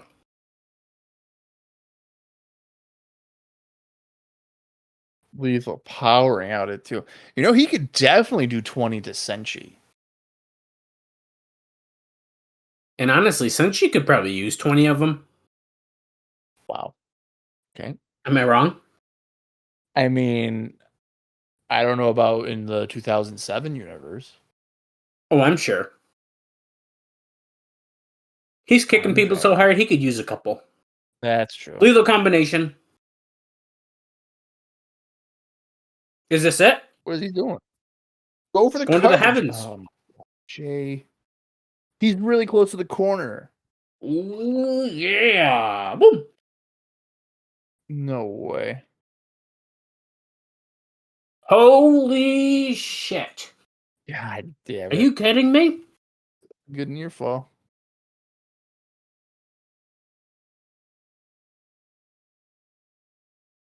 What do I gotta do? What do I gotta do?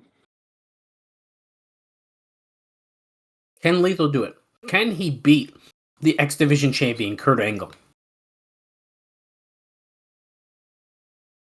Oh shit. Angle midsection, elbow to the back of the head. Just mentioned that every minute that this match goes, advantage to Abyss. Oh, I didn't really think about that. Do I think Abyss is winning the title? Absolutely not. But I like the idea. No, of course not. Oh, another German.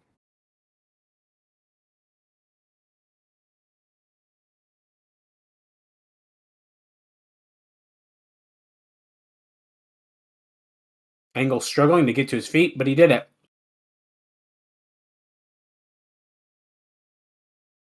He's pissed.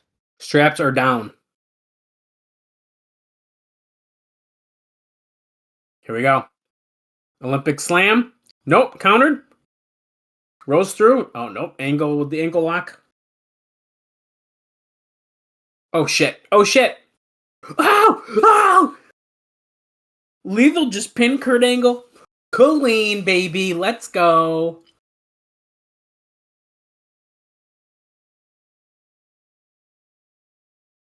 That's Bob is awesome. speechless. That's awesome. That's a huge win. That's awesome. Because there's no bullshit. He beat him. Yeah, that was really good. Oh my god, Petey and Shark Boy out celebrating with him in Sanjay Dutt. The title is coming back to the X Division. Yeah, all those guys are like, I'm pretty sure I can beat you, Jay, but I don't know about Curtis, so we're going to celebrate. Yeah. Yeah, let's see the highlights of this one. This was a really solid match. The highlights is the end, apparently, but... Yeah. Look at that roll through with the ankle lock, goes for the cover. The crowd went nuts.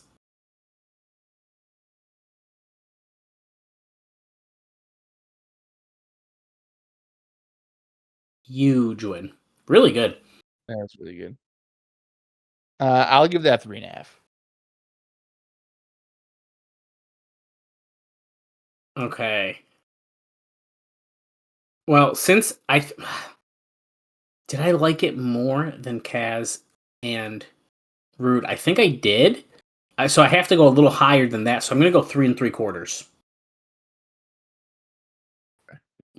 Black Rain is with Misty and JB, and yeah, Misty is a rat. Zonka gave that 3.5.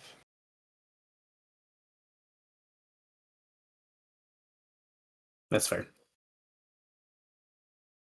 Chris Harris, tonight we meet again. Tonight, this time I bring a friend, Misty. The worms crawl in.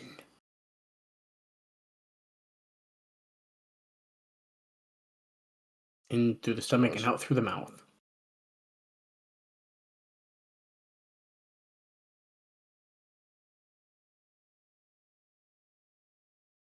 Oh, he's doing like rhymes.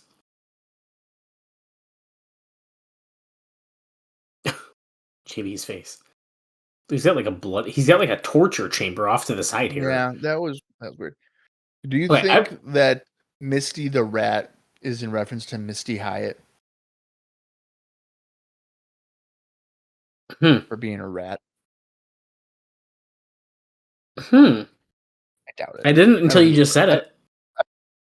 I just couldn't think of anybody named Misty. I mean, you could kind of twist that to say that it's like a little reference.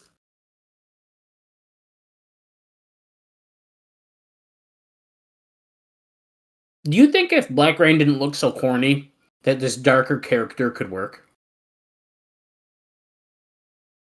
I think the character could work if I knew it wasn't Dustin Rhodes.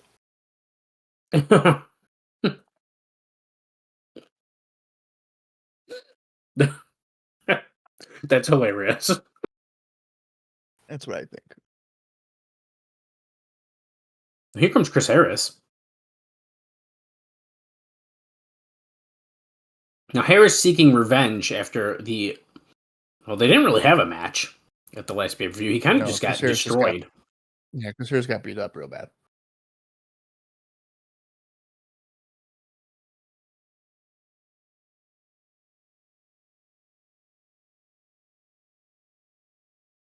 Now, good thing for us, Dustin Rhodes blocked our podcast page a while ago. Oh, he might have unblocked us. However, I don't tag him out of respect. Wait, he unblocked us? Yeah, I think he unblocked us now. Why? I don't know. Because we were blocked. Oh, here comes Black Rain. Well, you can see people's tweets even though they blocked you.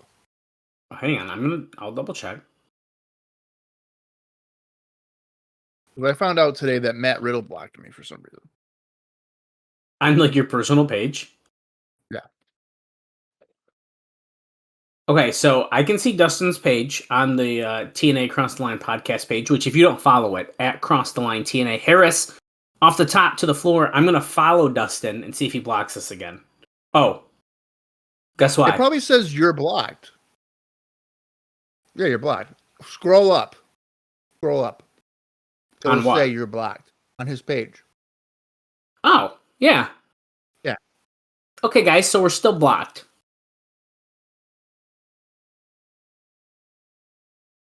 I didn't know you could still search like that. Oh yeah. Well, if you want to see why we're blocked, it's this. Probably. Actually, he blocked us well before it. He probably knew it was coming. Yeah, it was well before that. Maybe he just hates TNA. Would you be surprised about that? No, we're not. Harris slams Black Rain onto the guardrail, right in front of all those fans.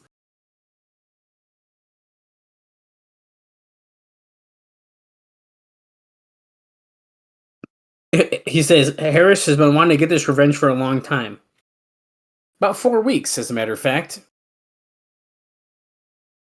I'm actually surprised with the beatdown they did with that blade and everything that they didn't try to milk this longer. But how many times can we write Harris off for more than like a month at a time, I guess? So. Well, yeah, just in 2007, he was blind for 3 months? Right. He just used that chair to the throat of Black Rain and slammed it onto the ground. Throws Rain into the ring. Now, this has already been more of a match than the last one was, for the record.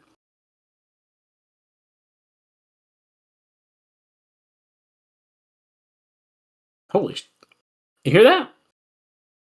Dustin Rhodes was associated with AMW. They were tag team partners just a few years ago here in TNA. Yeah, but that was with Dustin. This is not Dustin. This is not. This is his split personality.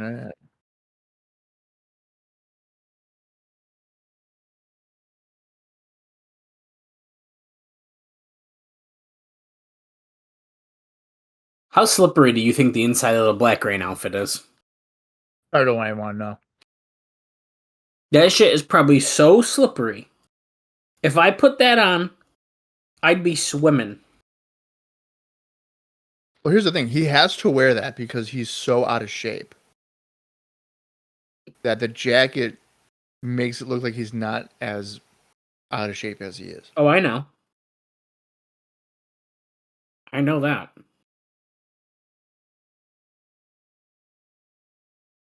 Which is kind of bizarre because I think it was late 2008. He goes back to WWE and he's in like good shape again.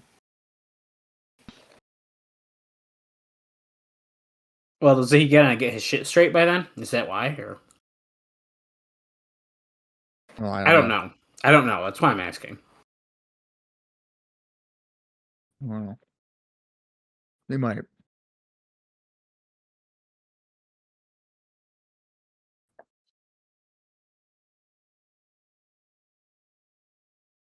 And I'm not. Here's the thing. I like Dustin Rhodes a lot. Oh, I'm a big Dustin Rhodes fan. Yeah. Black Rain fucking sucks, though. Yeah, this is just a low point. Now, Black Rain had him positioned, Chris Harris here, how he did last week, but without the blade in his hand. He was going to use his fist. This time, Harris was able to counter. He throws him over him. I would have liked this better if he was platinum and he was reciting songs like the original plan was. Uh-oh, guys. Dal's made a face. I think it's about his salad, and we might be on a downturn. That was disgusting. Oh my god. What just happened? The cherry tomato that was just in here did not taste like a cherry tomato. Oh god. We had to get rid of that one. Ugh.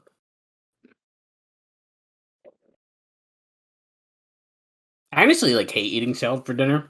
It makes me really sad. Why? I just rather have something with more substance. Aren't you hungry? I'm fucking starving right now, dude. Well, I'm saying even after the salad, aren't you hungry shortly after? Why do you think it's in such a big bowl? If you eat a lot of it, you won't be as hungry. Now, when we're done with the show in another, hour, 30 minutes. Oh shit, roll up by Harris, gets the pin. But wait. Oh, I thought he was going to attack him, but he's kind of just stood up and threatening the ref.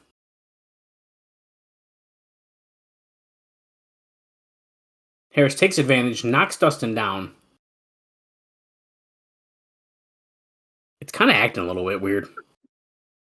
This is horrible. Harris grabbing the signature handcuffs.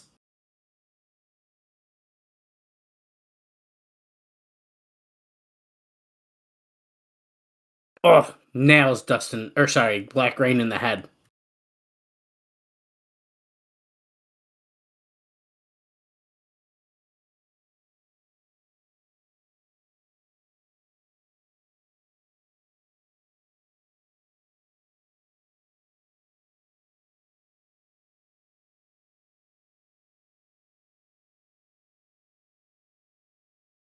What is he doing? Oh, there's. He's getting even more payback. Well, look at this. Dustin is busted open. You get that shit, you little freak?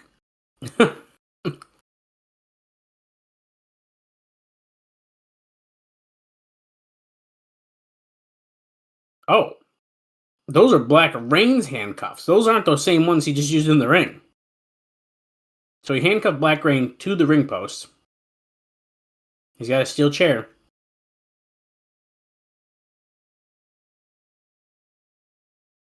Oh, but Black Rain kicks him. He blocked the chair shot. Now, if those are Black Rain's handcuffs, guess what? Yeah, there we go. He's got the fucking key. He's got the key.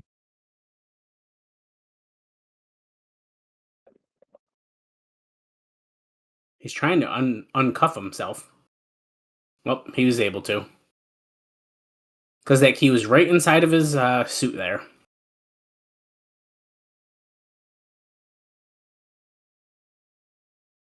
He's just screaming. Right to the back of Harris, and that was not a light chair shot.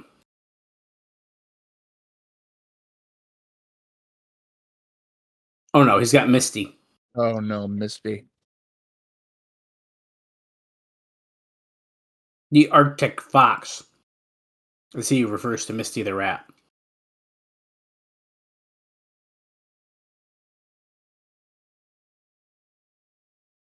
What is he going to do with the rat?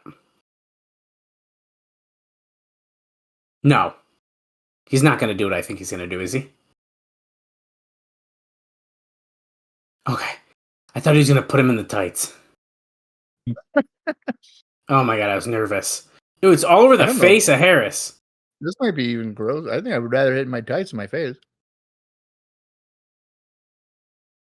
Interestingly enough, for playing Black Rain's music,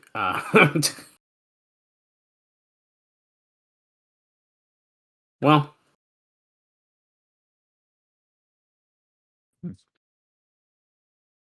Harris gets the win, but he's still kind of humiliated at the end here. Yeah.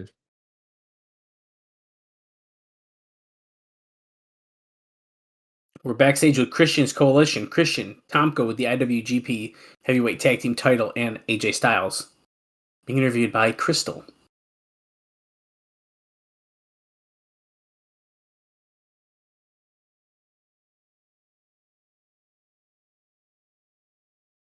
I don't got to bruise I'm the best because I am the best.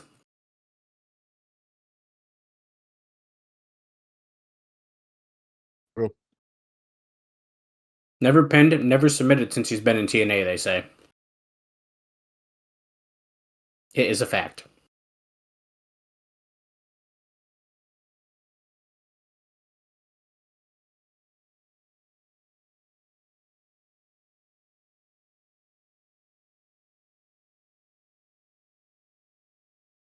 Big deal. Big deal. I split a family member's head like a coconut. Who's this guy? I think he is Jimmy Snuka? Roddy Piper. We need more coconuts in wrestling.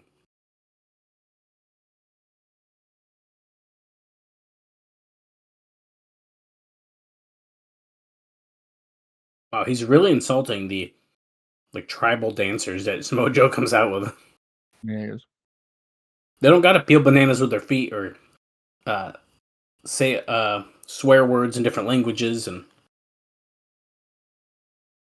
I'm saying you can't beat me, Samoa Joe.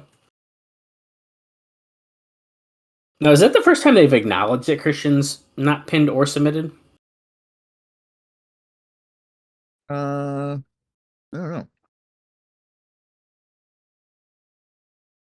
Well, Styles and Tomko sounds like going to be in that gauntlet for a chance to fight for the tag team titles.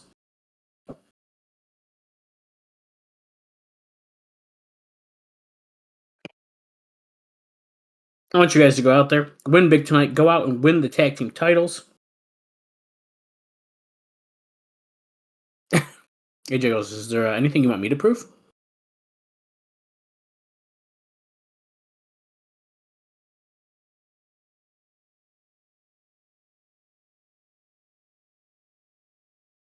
He tells Crystal, leave the microphone right here at all times, and then she still moves it back to Styles.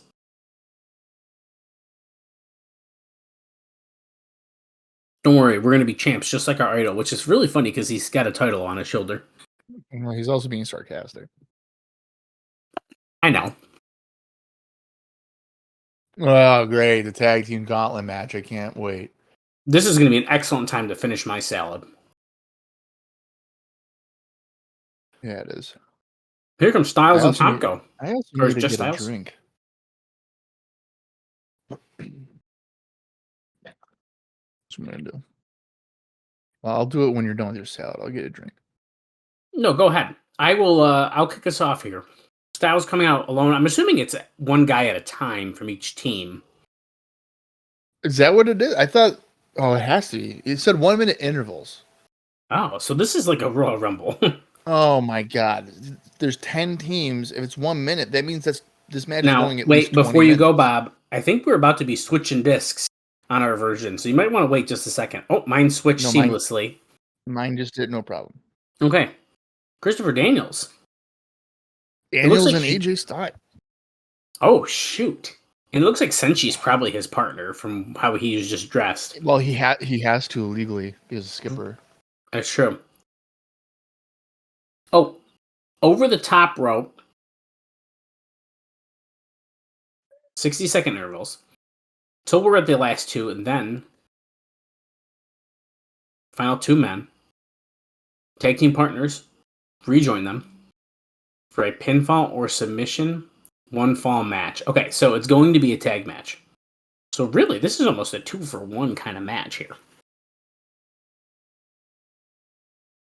Let's see, these guys squaring off. They've been partners, they've been enemies, and Styles lays the first hit right on Christopher Daniels.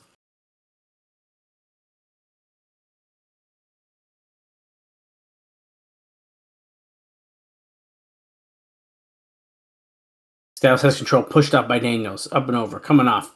Leapfrog. Leapfrog by Styles. Down by Styles.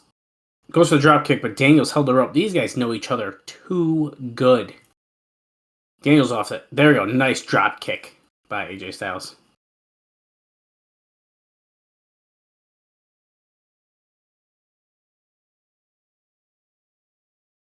Oh! A spinning power move by Daniels. Slamming Styles down 5, 4, 3, 2, 1. Let's see who's next. Oh. Is this LAX? That's Homicide.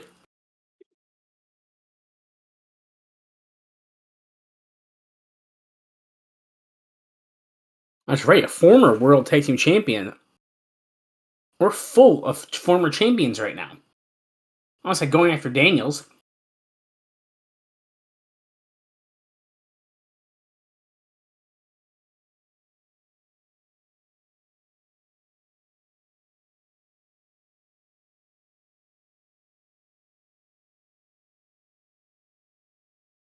Homicide pushes Daniels aside, tosses AJ Styles overhead.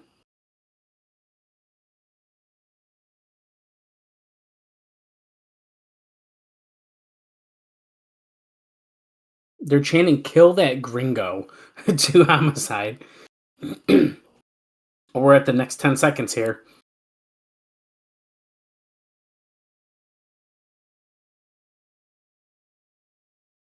Let's see. Yeah, it is a Motor City Machine Gun, and it is Chris Sabin. Minute starts again on the clock. Now, of course, if you guys have listened to this before, once we switch our videos here, we start counting down. So if you're curious, we have an hour, 19 minutes, and 28 seconds left in the show. Up and over by Sabin, pokes the eyes of Homicide.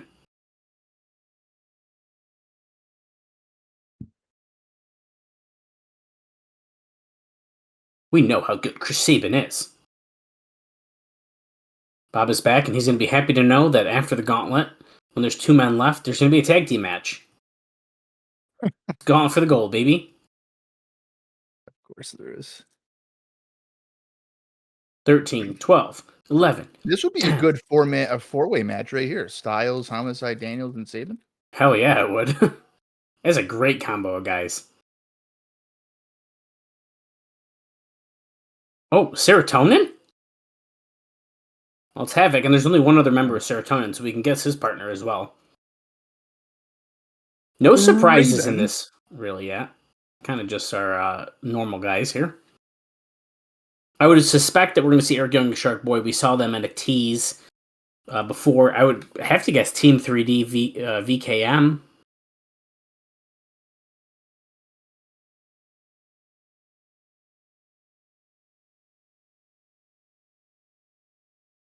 Will we see the Steiner brothers? Oh, I didn't think about the Steiners. That's a great question. I know they were beaten up, but I think they'd still maybe show up. Yeah. I don't know.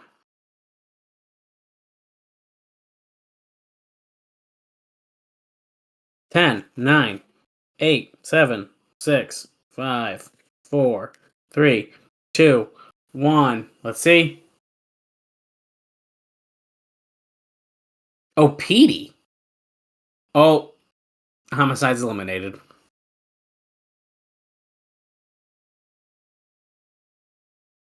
But Petey's in here now. Canadian Destroyer. On to Havoc, his former partner in Team Canada.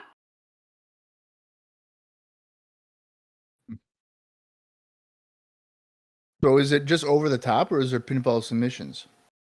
Over the top until the final two competitors and their partners will join them, and then it'll be a tag team match. Okay.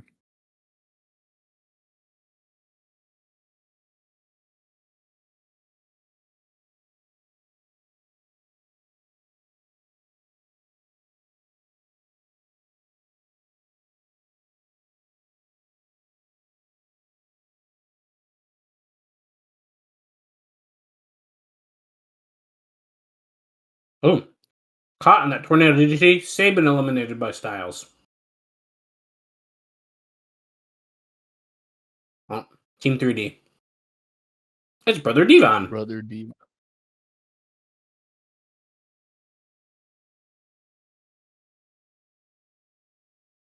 No. Great point. When their partners come out, that does not mean that Sabin and Homicide are out of this. Their partners still could be one of the last people, and they could come back.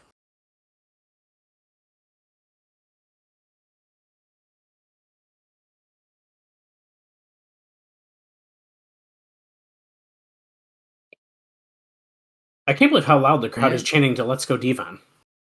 Yeah, what is up with that? Do they hate Brother Ray that much? Yes.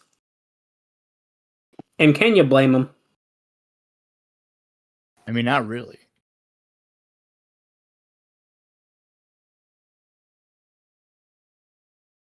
Oh, let's see who's next.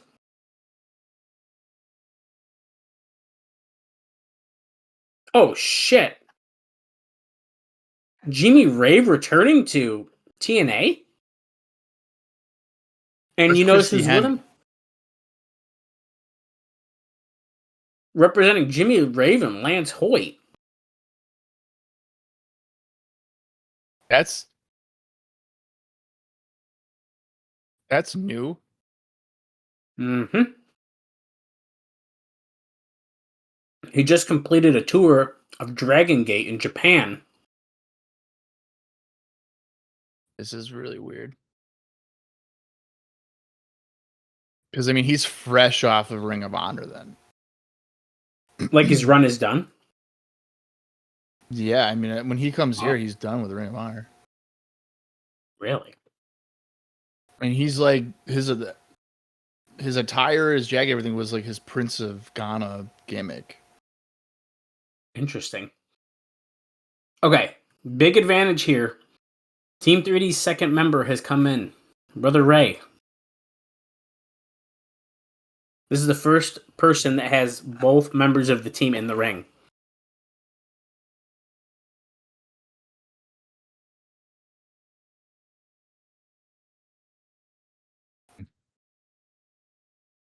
Oh, Disrespect from him, are you kidding? Havoc just got eliminated. Rest in peace. Not dead.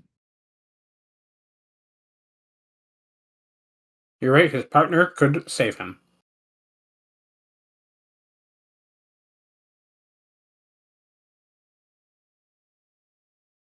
Styles trying to get Ray out of there, but he's not going to do it.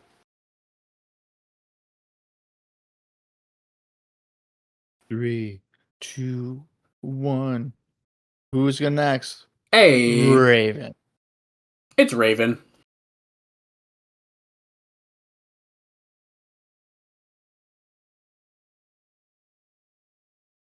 Imagine Raven and Havoc winning the tag team titles. That would never happen. You don't know. I think the only way that would happen is if 9 other tag teams all failed drug tests, but even then TNA would just still not do it. They'd give him back to Kurt. Yeah. Oh my god. Well, Raven's out. Oh. That was short-lived. He didn't even last a minute. What a pay-per-view payday for Raven. I mean, I would say that, but as we both know, it's not like they're getting pay-per-view bonuses for this. Well, that's true. Ah, Shark Boy.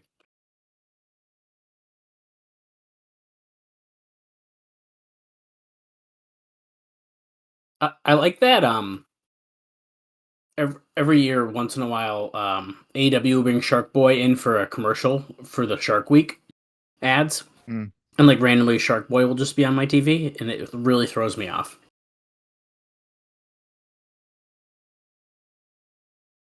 Well, I didn't realize that Eric Young has the last spot in this Gauntlet match. That's what TNA said. The what? Eric Young is entrant 20, so he'll be the last guy to enter. Oh, I didn't know that. Neither did I. Well, it ain't gonna matter because guess what? Yeah. Brother Ray just threw out Shark Boy. 3, 2, 1. Here we go. Sanjay Dutt. Oh. Oh, because he's with Petey? Yeah. Okay. I see what we're doing. I mean, we still haven't seen Shelly either, right? Correct. Well, there goes Jimmy Or Ray, which Hernandez. is kind of disappointing. Petey There's Williams still a bunch and of Jimmy guys. Ray. Yeah, there is. Senshi Tomko. Oh my god. I thought we've gone through like 18 guys already, but we haven't. We're probably barely past half. Where's VKM? Oh, They might not be booked, but I would be surprised. they have to be. You know who I bet you is really disappointed they're not in this match? Who's that? Basham and Damager. Yeah. Here comes We could last one more month. Yeah, right. Here's the first member of VKM, BG James, with the Voodoo Queen, I still Roxy don't understand Relow. the connection here. Voodoo. She's Voodoo. They are the Voodoo Kin Mafia. Come on. Yeah, but wasn't, and I think we've talked about this. Voodoo Kin Mafia was just something that BG's kid came up with. Yeah, that's correct. Yep. They're chanting, "We want Shelly," it sounds like. I think. That's what it sounds like. 10, 9, 8, 7, 6, 5.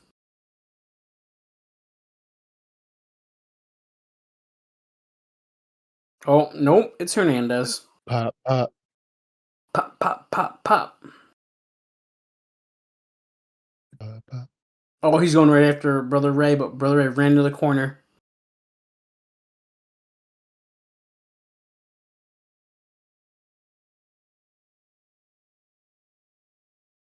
Sanjay off the top going for a sunset flip on Hernandez, but was countered. Picks him up, throws him overhead.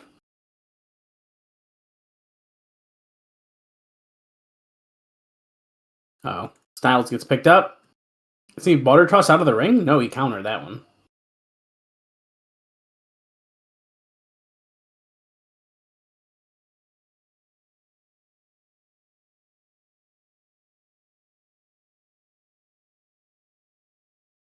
Daniel's going after Hernandez in the corner, choking him. This is taking forever.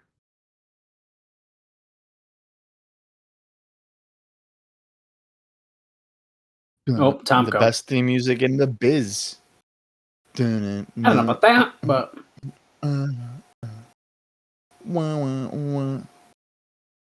yeah, it is. Bam, bam, bam. dun, dun, dun, dun.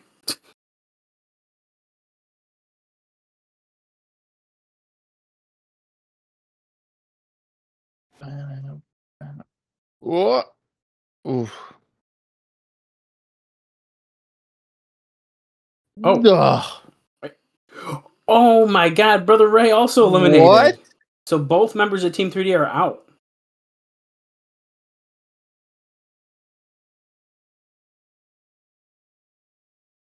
That was not expected. But you know what? That tells you Steiner Brothers and Team 3D are probably fighting again. What? It's Elix Skipper. Oh, this is against the rules. Technically, they're not in a tag match yet.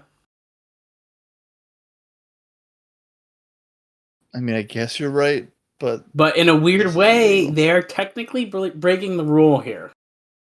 this is the definition of breaking the rule. This is bullcrap. Well, I don't think they're going to make it to the end anyway, so don't worry. I think they're going to win. I don't know about that. Oh my God, are they going to get Tomko out of here? No. No way.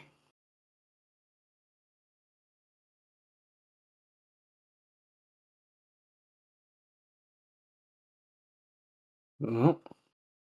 3, 2. 2, 1.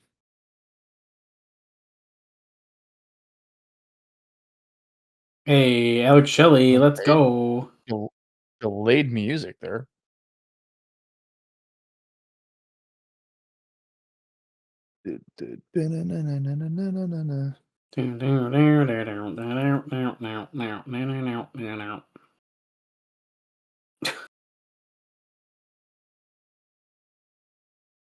Okay, Dutt overselling a chop. I mean, what are we doing? I noticed that too. It's like bouncing everywhere. Jesus. You get it. Tree of whoa.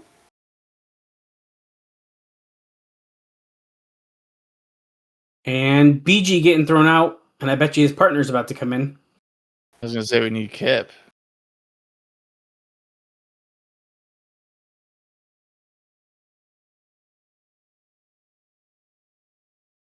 One. Meh. Oh, duh. Lance Hoyt. Oh, shit. Forgot about that. So we're missing Hoyt, Kip. Is that it? And Eric Young. Eric Young.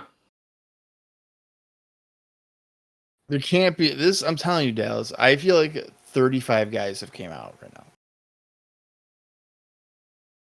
There's a lot. Jesus. Is there like a way or something that? Whoa. Holy shit. Did Eric Young win something to be number 20, or is he just that?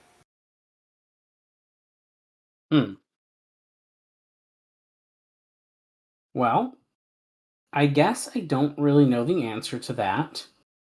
What could it have been on that road to no surrender thing? Him and Shark Boy did win that match. So it could have been that. I don't know what else it would have been. Let me see here. What about like... Oh, that airs after. Nope, that has nothing to do with them. I was looking at explosions. No, there's no evidence of anything on explosion. So it's gotta be. Maybe they'll say when he comes out.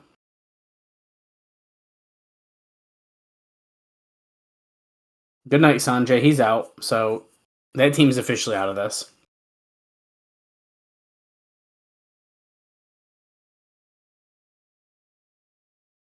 Whoever wins this will be the number one contenders for Pac-Man Jones and Ron Killings. Oh, God. What a match that's going to be no matter who wins. 2, 1.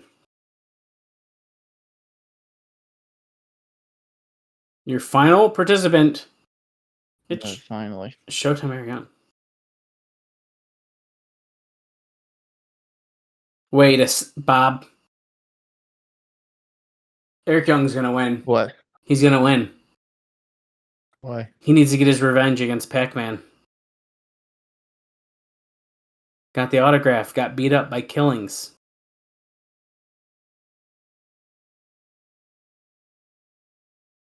It's time for revenge, brother. And it's coming.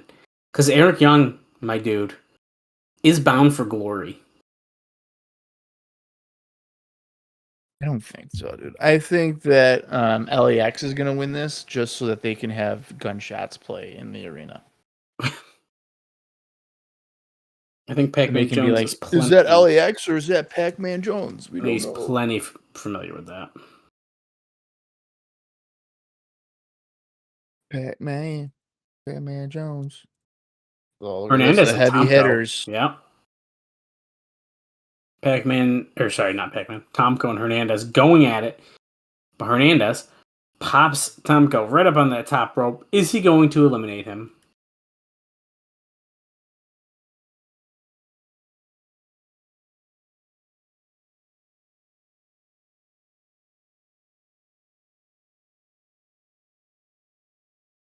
Well, shit. So LAX and Team 3 are both eliminated. What the hell? Eric Young eliminates Tomko.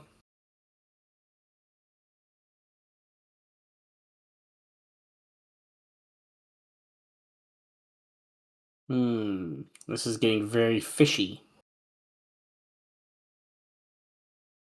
Daniels. Oh, him and Kip fall out. So right now, Styles, Alex Shelley, Eric Young are left in the ring. I don't want to tell Bob that I'm right. But, brother, I'm about to be right. There's no way. There's no way.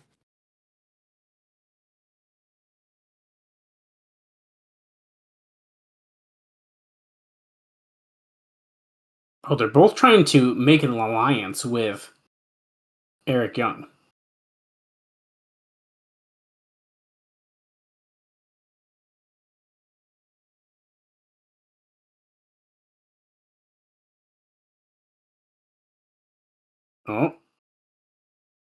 Eric Young's trying to eliminate both of them. They're both... Holy shit. AJ Styles almost getting out there.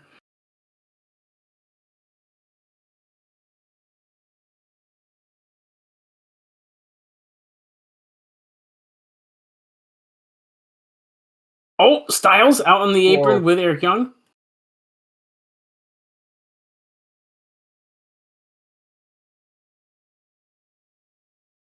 Oh, Shelley going to go after Eric Young, but Eric Young slips back in the ring. Okay, everyone's back in the ring. Double team throws out Eric Young. Okay. Eric Young's eliminated. Now we are about to see the Motor City Machine Guns, Alex Shelley, Chris Sabin, against AJ Styles and Tomko.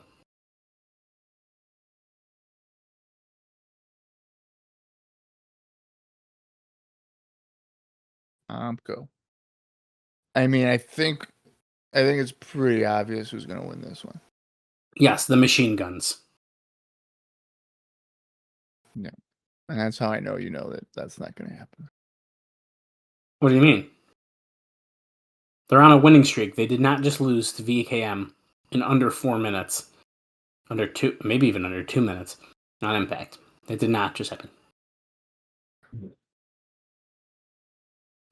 And Styles and Tomko promised Christian they're going to get the gold. And I just think that is the dead giveaway. We are not going to get the gold. Right. Yeah. No, you're absolutely right. That's what I'm here for, man. I'm here to break down the matches and the storylines here. You really are, dude. You're the color. You're the color. That's right. That's true. You're all right. Although you don't really know the names of half the moves. I mean, you still think it's an axe kick and it's a scissor kick. Mike Tenay, the professor, calls it an axe kick. Yeah, well. And I know most of the moves. Sometimes I just mix them up. Thank you very much. The video games building my creator wrestlers has helped me out over the years. You are basically Josh Matthews, but it's Velocity in 2004. Whoa. That's the most insulting thing you've ever said to me. I cannot stand Josh Matthews.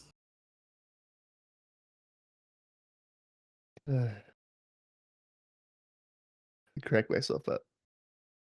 Hey, speaking of Josh Matthews, remember when Madison Rayne was like in AEW as some kind of like big signing or something, and like that never happened? Yeah, I think she's mostly a coach and does panels on the pay-per-views and sometimes wrestles on Ring of Honor, I think. It's funny that she's a coach when she is horrible. Moonsault reverse CDD combo by Styles. Now laying in some clotheslines. We'll spin kick. experience it here soon enough. Do we? I think so. We have to. Ooh, I don't know if we do. I don't know. Is she? No way. She's out of our timeline? She might be. I'll look it up. Nice crossbody splash by Sabin or Shelley as Sabin just kicks Tomko off the apron, and look at this dive. Oh, Whoa. Missiled right into him. If she is out of our timeline, we have to continue past her timeline just for her. just to see Madison Rayne. Yeah. Pele kick by AJ to Sabin.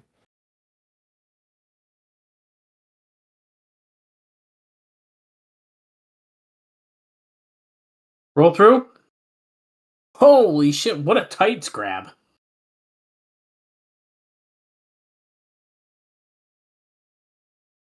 Well, Tomko and Styles officially the number one contenders. Yeah, that's really not a surprise.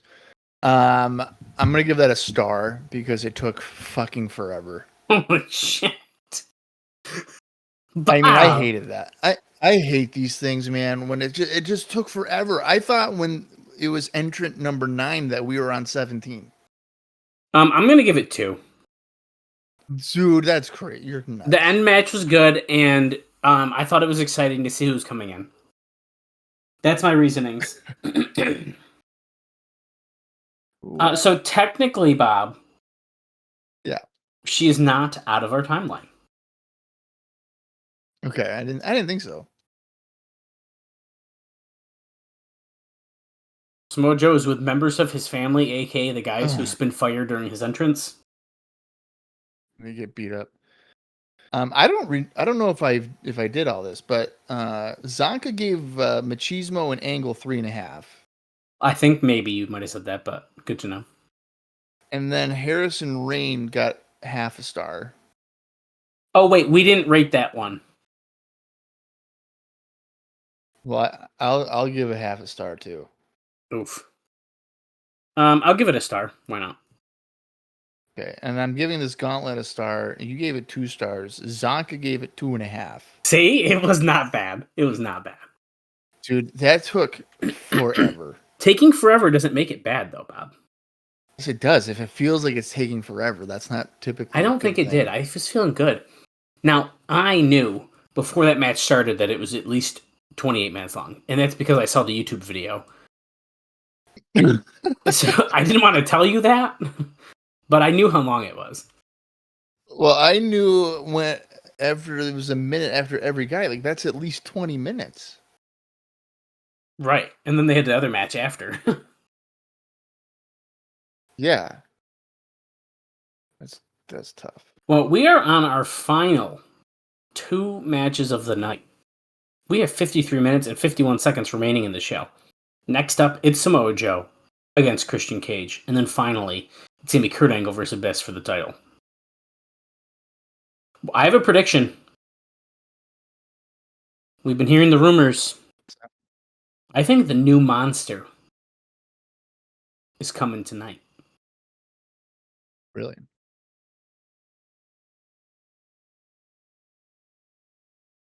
Interesting. I think Abyss is going to win the world title. Now, could I see Sting coming back from the hotel? No. This is what's going to happen, dude. This is perfect booking. Are you ready? Can you handle this? Yeah. Christian is going to beat Samoa Joe. Abyss is going to win the world title. Bound for Glory. Cage versus Abyss. Maybe. I'm doubting that. And then Cage wins. Cage wins the title. He's just still undefeated for his third title reign. Abyss just cannot be Christian Cage. He's the one guy he just cannot be. You don't think that's gonna? You don't think you wouldn't buy that Bound for Glory show? So what I think is gonna happen? I mean, yeah, of course I would. But what I think is gonna happen is that right now Christian is about to win the Money in the Bank briefcase against Samoa Joe, and then after the main event, after Abyss has, he's just beaten down, but he won the title. But he's bloodied. His mask is slightly torn. There's blood in his eyes. Thumbtacks in his hands. Christian comes out. He cashes in, wins the belt under 30 seconds. But then after that, Samoa Joe, with his family, who's out here right now, and not spitting fire tonight, they're just dancing, is going to chase Christian out. And then we're going to join on Impact Live on Thursday at 9 p.m. And Samoa Joe's still chasing Christian into Universal.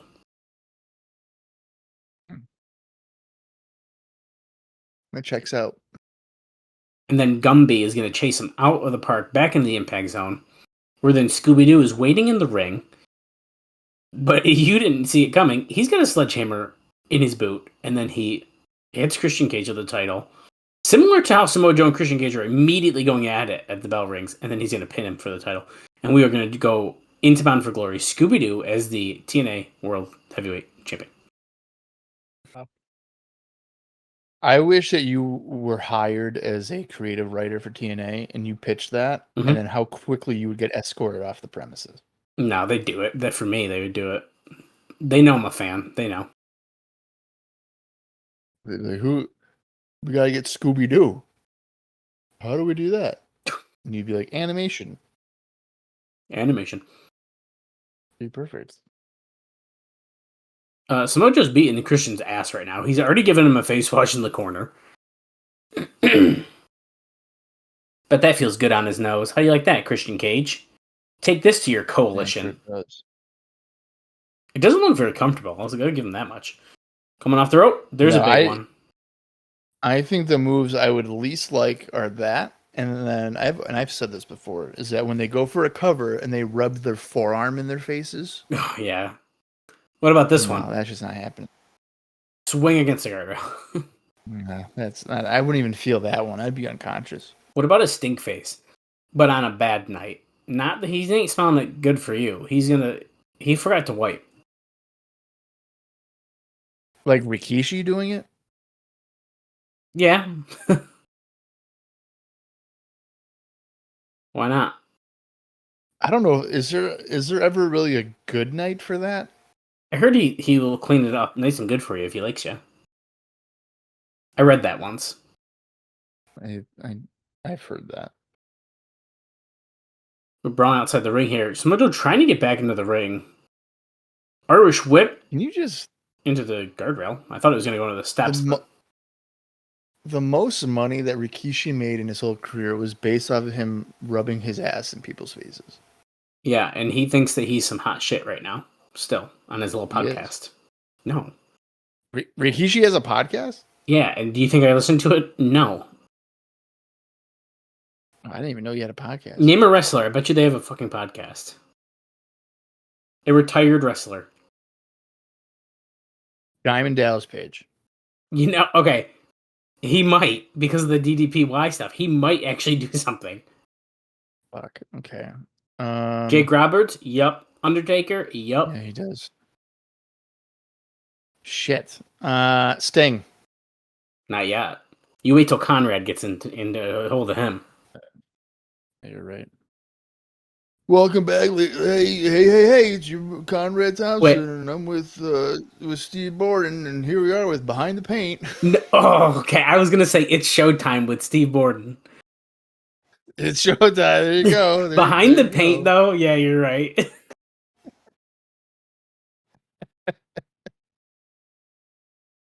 Oh, there's a big announcement still tonight, Bob. So we have a little break in between this and the main event as Samoa Joe goes for a huge suicide dive, takes out Christian Cage at the floor after he insecuried him off the apron. And we know that Cornette's here, so he'll be in the ring. Yeah, and not to brag, we heard it in the I think we know. I think we know what it is. And that's I because, think they're going to be on the Playboy Network or something like that. and I especially know what it was because I was at the Syracuse, New York State Fair house show where they said the announcement, which I forgot that was said until we read it in the notes recently. I'm not going to spoil it again until they say it in the ring. But if you already listened to that episode, you probably already know the announcement. Yeah. I mean, it's just going to make me hate doing this podcast even more. I think it's going to be great. I cracked myself up. Speaking of that house show, I went to the state fair recently, as this happened, and I said I gotta go to the site where it was, and then I didn't go. I was surprised that you would even remember exactly where it was. I have a horrible memory when it comes to that. Oh, how can I forget the horse barn, dude? I cannot forget it. Why didn't you go? I honestly kind of forgot. So I let everyone down. I took hours looking through old hard drives trying to find pictures so I could post on social media. Can't find them. It's a shame. They have to be somewhere. I think so too, but I just don't know where. I do have one picture, and that's because I printed it out and had AJ Styles sign it. So I do have one picture that I took at the show. Just one, though.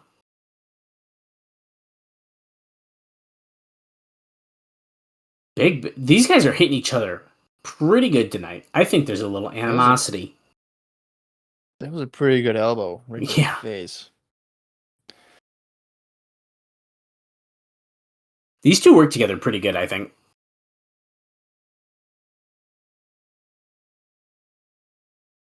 Well, yeah, because I was gonna be like, have they wrestled, but they had a title match, right? In March. Yeah, well.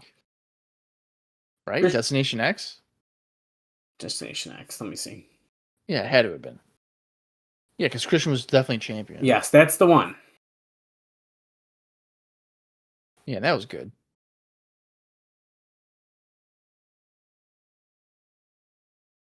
Oh, Christian's trying to choke out Samoa Joe here.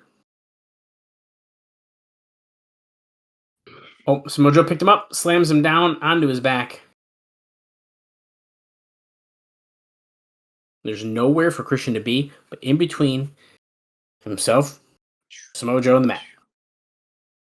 Now we have 44 minutes and 50 seconds left in the show, which, just for comparison, I could watch an episode of Wrestling Challenge from 1993 right now. Wow. I bet you that would be real exciting. It would be, because the next episode I have to watch is a match between the Nasty Boys and the Beverly Brothers. So okay, that might be fun, you, buddy. Exactly. Well, instead, your next match is going to be Abyss versus Kurt Angle for the TNA World Title. That's also true.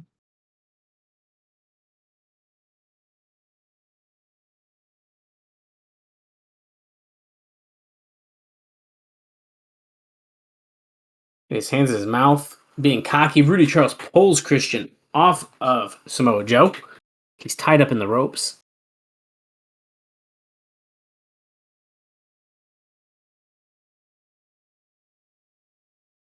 Oh, Christian doing the face wash now. A little callback to earlier in the match. Shades of Samoa Joe moments ago in the match, really. Give him the running one, but Joe was able to counter it. Oh, slams him right out of the corner.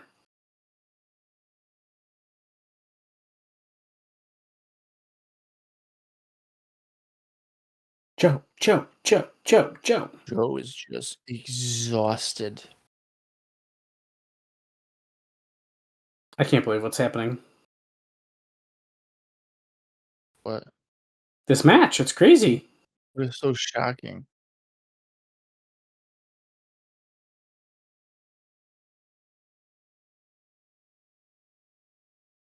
Stiff forearm from Samoa Joe, and he's picking him up. Nope, counter by Christian Cage. Samoa Joe going around the back. A couple elbows to the head. Good night. A failure driver. 1, 2. No. Kicked out with a split second.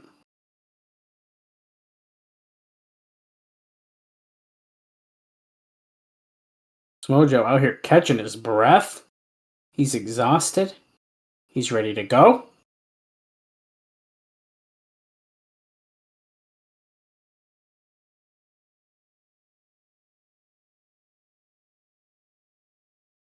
Running knee by Joe. Comes off the ropes. Drop toe hold over the middle rope. Choking him. That ain't right. That's illegal. True. Should have been disqualified. Atomic drop. That Big running knee. boot. Senton. 1, 2. 1. Ugh. Are you kidding? Blasphemy. I've watched Samoa Joe win probably dozens of matches with a senton.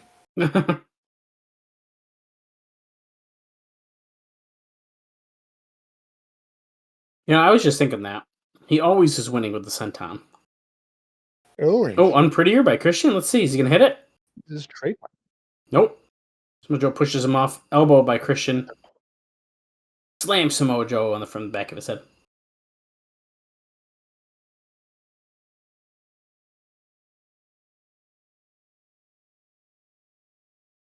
Going for the frog splash. Is he going to hit it? Oh, Samoa Joe moves out of the way.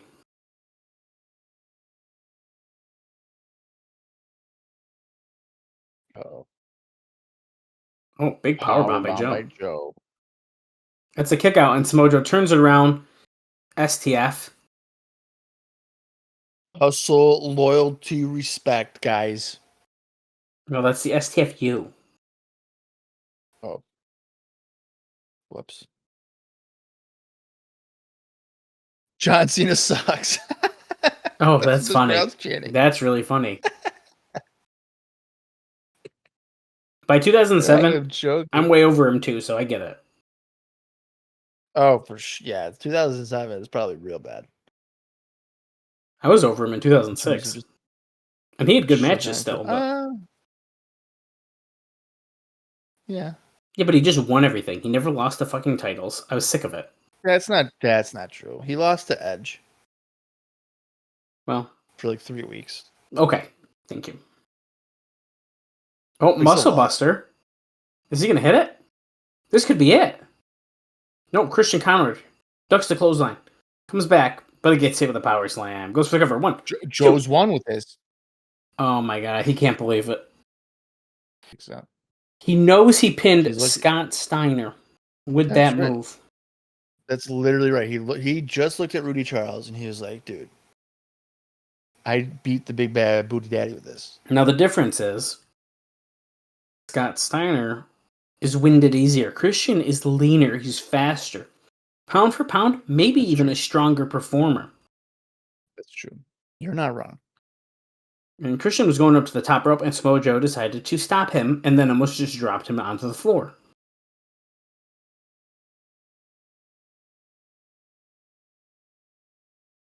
What is this? Holy shit, reverse DDT from the top rope. He just hit a scorpion death drop off the top rope. Sort of. He went down a little differently than that, but... It's a freaking same thing, dude. Could that mean we're seeing Christian versus Stinger at Bound for Glory 2007? They're killing. If I'm Sting, I'm pissed about them killing my finisher. Well, Sting ain't doing it off the top like that, so. That's true.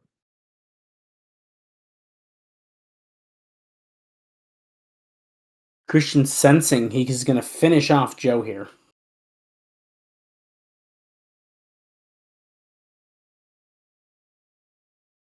Uh-oh. Joe counters.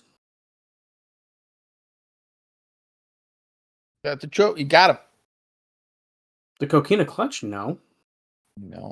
Referee saw that. Joe's got it locked in. He's got it locked in. Is he going to tap? He can't pass out. He ain't tapping. I don't know.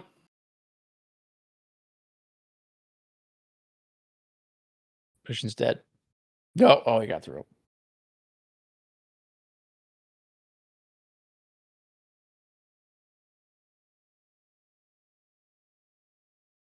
Oh, he's pulling Joe's hair. Rudy Charles pulling Joe's hair to get him to break the hold. Is Rudy trying to get murdered?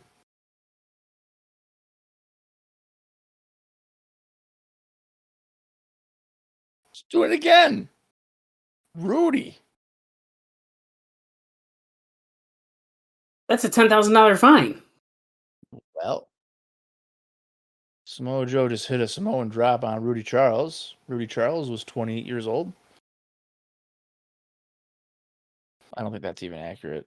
I don't think he was Muscle Buster and You're a Christian Cage. muscle buster. Good night. Got him. But guess what? There's no ref. Yeah. Well, he ain't going to cover him anyways. He's What? laying punches. Close fist. That security who was like limping in the ring, that wasn't a very good security guard. What was... Yeah, that's what I was saying. Like an old man or something. Thomas. Oh shit, it's a DQ. Powerbomb on that security guy. Andrew Thomas calls for the bell, gets Rudy out of the way.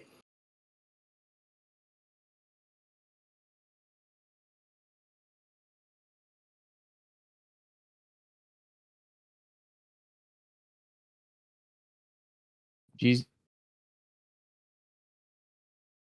Okay, the X division's there. Trying to calm down Joe. This is probably a mistake. Tosses Petey out, pushes Sanjay to the floor, takes the champion, tosses him out as well. Well, this isn't good.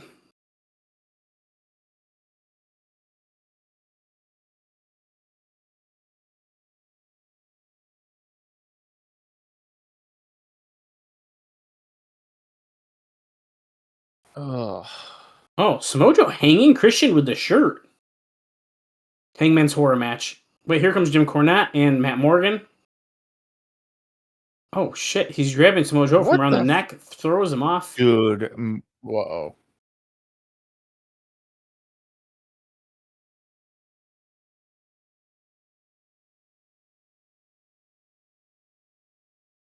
Jim Cornette is not, he's nervous what Matt Morgan's going to do to Samoa Joe.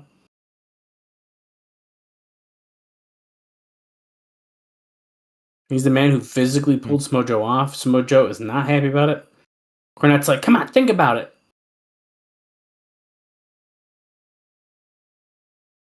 You're going to kill him.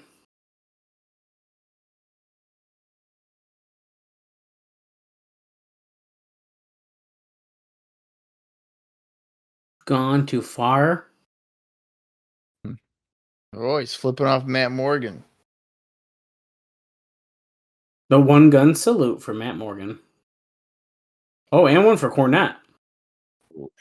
Who's this guy? Stone Cold Steve Austin? Kurt Angle, this has not been going your way tonight. Oh shit, he's beating up the no surrender sign in the back. That was styrofoam. Well, so the Bound for Glory sign I have is also styrofoam on the back, so that makes sense. Is it? Yeah. I didn't know that. It's like a printed thing on a piece of... It's like insulation. Yeah. Right. You need I was to calm just down, expecting man. that to be like... I was expecting it to be like wood or something. So did I for those two. Nash is trying to talk sense into him and telling you the Nash thing is so interesting tonight.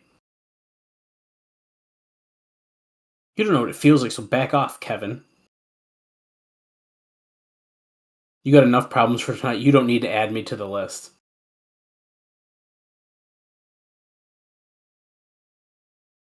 You're going to lose everything you got if you don't get focused. I don't need your help. I don't need anyone's help. Go to hell. What is up with this shift of seriousness? I don't know, but I don't really hate it, to be honest with you. I love goofy Kevin Nash, but... This is kind of weird. Mike Tenay's in the ring for the big announcement. Bob, what do you think it's going to be? We've signed Bill Goldberg. Shit. From the weekly pay-per-views in the Asylum in Nashville, Tennessee, to our first national TV contract on the Fox Sports Network, to the current deal in primetime on Spike TV. And now, it is time. TNA to take the next step. Oh, commercial. Let's see what it is. It began as a dream. We'll throw back to the first pay-per-view. The dream became reality. Oh my god, the Hogan clip of him smashing the guitar, dude. They just any opportunity they can to do that. Yeah. The reality, a phenomenon. Innovation.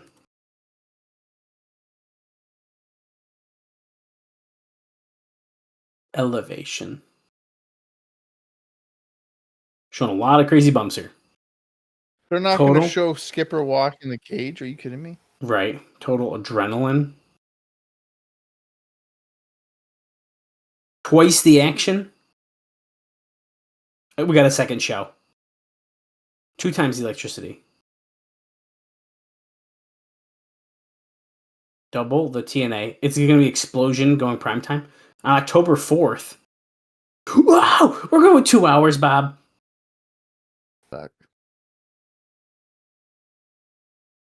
Starting Thursday night, October 4th at 9 p.m. That's right. 9 to 11, baby. Prime time. 2 hours. Guys, the shows just got bigger and badder than ever. Fuck. Damn it. We're basically back to doing weekly fucking pay-per-views. Bob, I don't want to brag here. This is big news, dude. This is the day before my birthday. This is the best way I want to celebrate is by watching a 2-hour episode of Impact with you. Now, for us, it's going to be like an hour 26 because no commercials, but it's going to be a lot of fun. We are outside of the Impact Zone with Team Pacman. Crystal is saying, congrats, Team Pacman. It's really fakely enthusiastic and really funny. We came here, we did just that. We told them what we were going to do.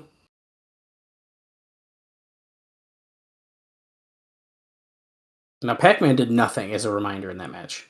Literally. Well, he pinned the guy. Right. Bound for Glory. Atlanta, Georgia. If you can't run with the big dogs, stay your ass on the porch. That's their new tagline, it sounds like. I love that. Relatable.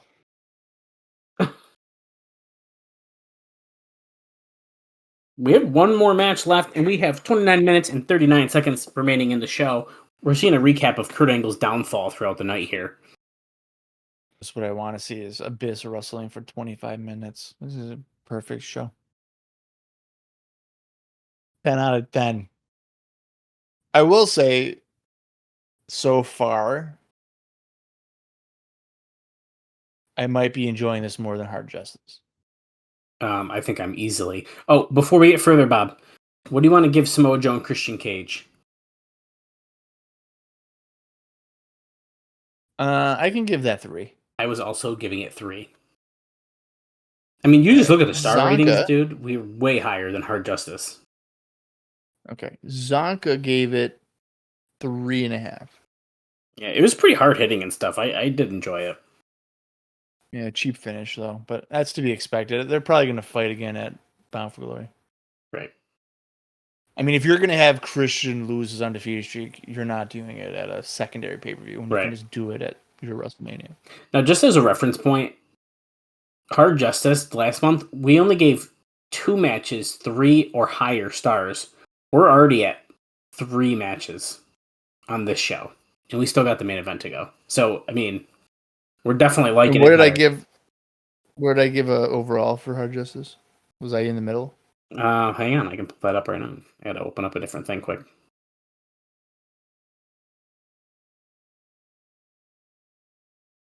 You give it a thumbs down. So, yeah. I gave it a thumbs in the middle, which I think you yelled at me about. But I did. I'm sure I did.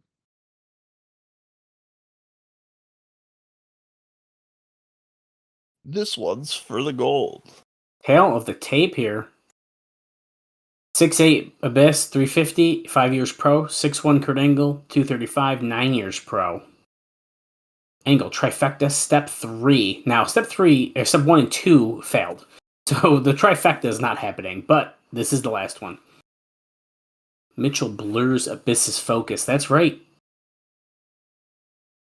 Could he fall prey to outside distractions? We'll find out.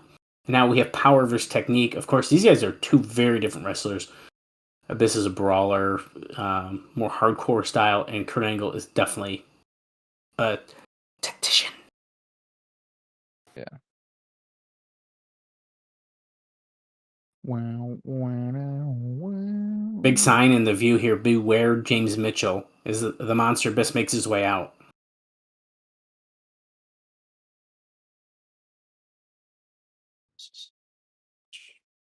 Now, Abyss is a former world champion. May have been a while, but he is a former champion. He's a former what? Champion. World champion. Oh, okay. I thought you said he's a former ginger. I'm like, what are you talking about? I mean, I guess I can't confirm or deny that, but You can't. Yeah, we don't know.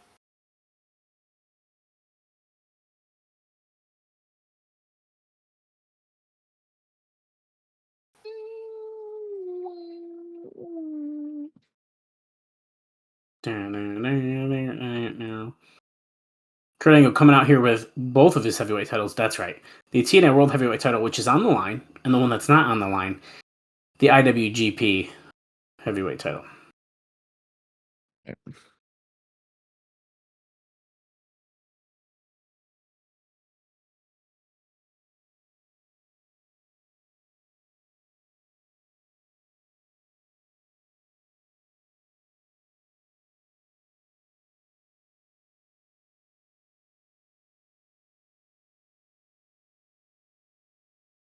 Technique.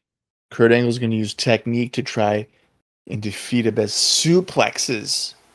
The ankle lock submission. Abyss is going to use the Black Hole Slam. Tacks. Broken glass.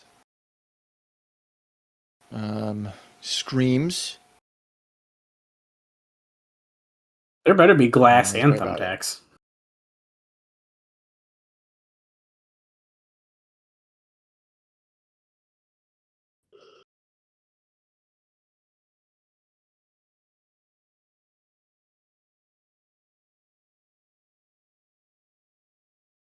Oh, Earl Hebner out here doing this one, huh?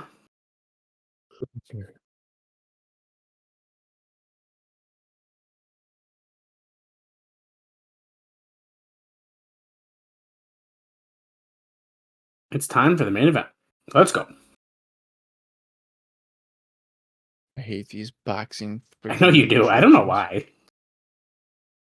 I just hate it. See, former heavyweight champion of the world. Just get on with the match. Yeah, he is.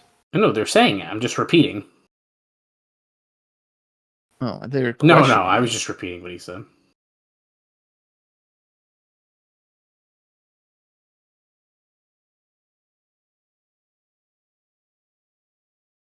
It's like, I think the reason why I hate these is because, like, we know who they are. I see what you mean. They've already done their introduction. Like, we're just I see what you stalling. mean.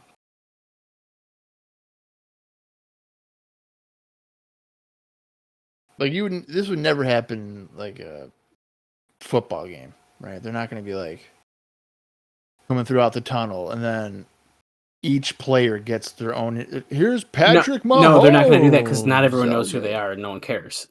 But they might do it as the team. Everybody knows who they are. No, I know.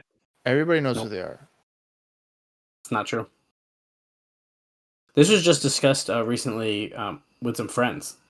Oh, wait, they're letting Earl talk even. This is a championship of the world. 5 count on the inside of the ring. No hair pulling, no eye poking. He's looking only at Abyss during this. No outside interference.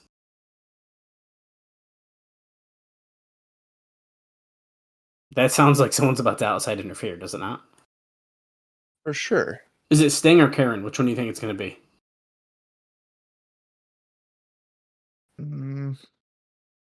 Well, Karen, I think, will make an appearance. Well, they're claiming that she's not going to have anything to do with it, which to me is a key indicator that she, in fact, will. Yeah, that's how it always is. It's just like when they book a cage match and they go, no one's getting in, and then everybody gets in. Now, speaking of Abyss, we were talking about TNA's YouTube channel earlier, as we're off to a slow start here. They also just posted a video of Abyss's best matches. You think this one made it on that list? It has. I haven't seen it yet, so I don't know. 5 best Abyss matches ever. Hour, 35 minutes, 4 seconds. I'm going to click it just for fun and see if it lists any of them. It should. It'll have it definitely in the comments. Someone will have it on the comments. Oh, wait, it has them all listed right here.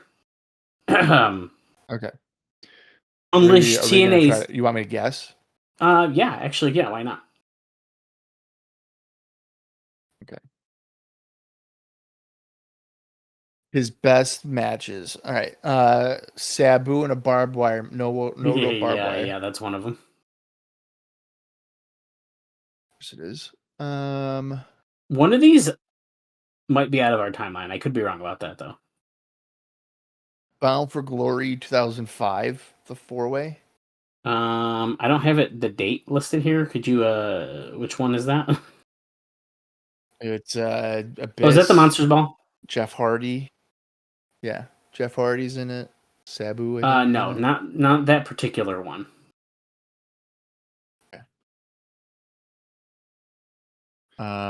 Okay, one of your favorite matches is against AJ at Lockdown. Yeah, that's the first one that's playing right now. That one it's pretty damn good. Yeah, that's what I figured. Abyss versus Raven, No Surrender 2005.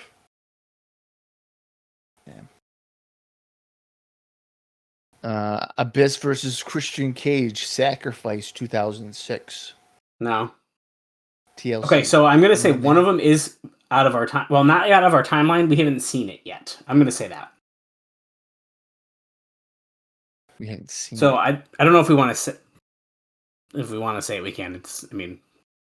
No, we can't. We gotta. Okay, it's out. We haven't seen it yet, and I don't think we do for minimum a year or so. So. Really? Okay. I'm assuming if one of them's out of the timeline, is it with Mick? Is it with Mick Foley? Oh. I don't know. I guess you can just tell me the rest. Okay. Monsters Ball 2 with Jeff Hardy and Rhino, so it's a 3-way, the 3-way one. Whoa. Isn't that a 3-way? That's what it lists as?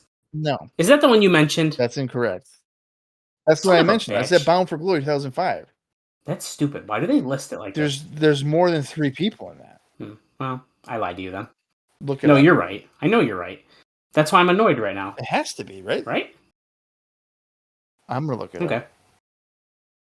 Because there was more than just 3 dudes in that. What is this, man? Bound for Glory. There's a really random match on here that I don't understand why it's on here. Yeah, dude, it's Sabu, Rhino, Jeff Hardy, and Abyss. They did not list. They list it. They don't list it right. So now I'm confused. So Barbed Wire Massacre, Monsters Ball 2, 6 Sides of Steel with Styles, the World Title match NWA he has with Sting. Oh my god! Okay. A match that has yet to happen, but we will see. And then they're just playing like a really random match right now that I couldn't even tell you what it is unless I looked it up. It's just like a random Abyss match at the end. So yeah, it's kind of a random thing there. Abyss has control in the match that we're watching though currently here at No Surrender 2007. About to slam Angle down, but Angle slips off the back, gives him really hard chop block to the back of the left knee.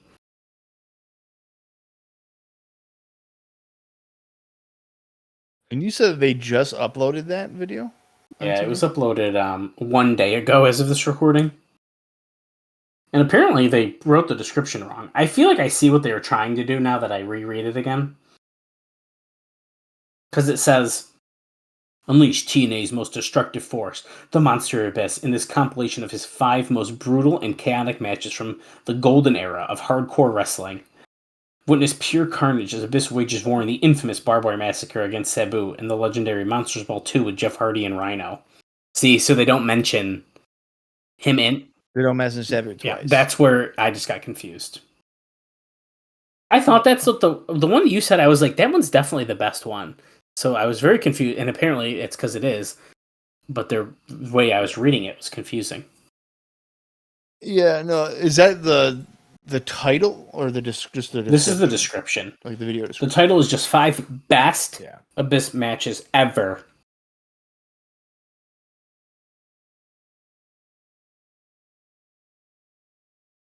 Yeah, I mean, I think I would have wrote the description pretty similar to that. If you don't want to repeat the names. Yeah, but that makes it sound confusing. Now, sure, I think when you go into it, you're thinking it's a now, do I ever read the video descriptions? No, I'm doing it because I can't watch it right now and I'm talking. So, does it really matter? Probably not. But now, Kurt Angle is... I don't know if I ever... Right. Kurt Angle's heavily focusing on the knees of Monster Abyss, focusing on his lower body, weakening his legs so he can lock in that ankle lock. And so far, he's got him tied down pretty good. You knock the monster down by his legs, what else he got to stand on? Nothing. Nothing. And this is honestly just riveting. This is a slow one. I could have told you that. Like, of course it's going to be fucking slow. Because it's not hardcore, and that's what Abyss thrives at. He doesn't thrive at these regular matches. We still got over 15 minutes left, so there still could be thumbtacks. Don't remind me, man. Don't remind me. Oh my god, another chop block on the same leg. This is like where I feel as if 14 guys have came out in that Gauntlet match, but we're only on entrant 4.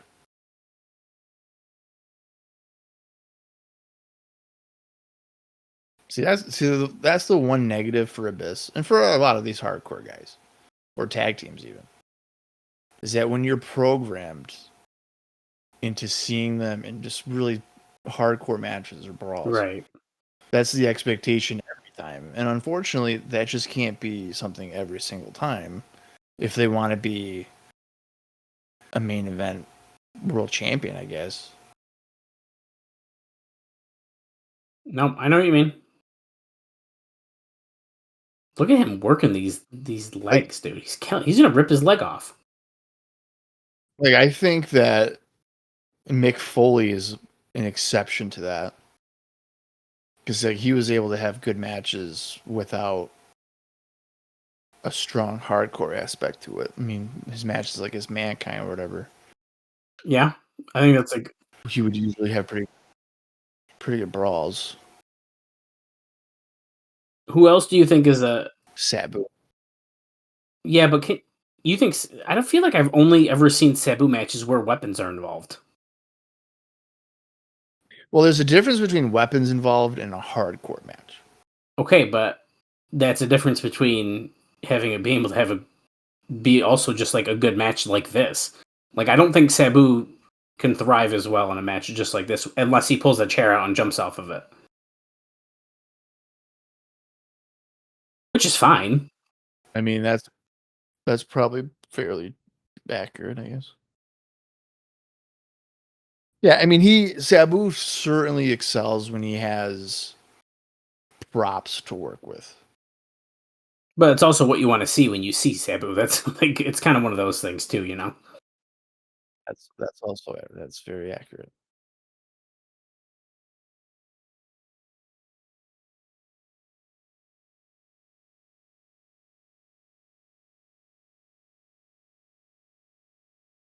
Oh, dude, another chop block. This dude's just destroying Abyss's legs here.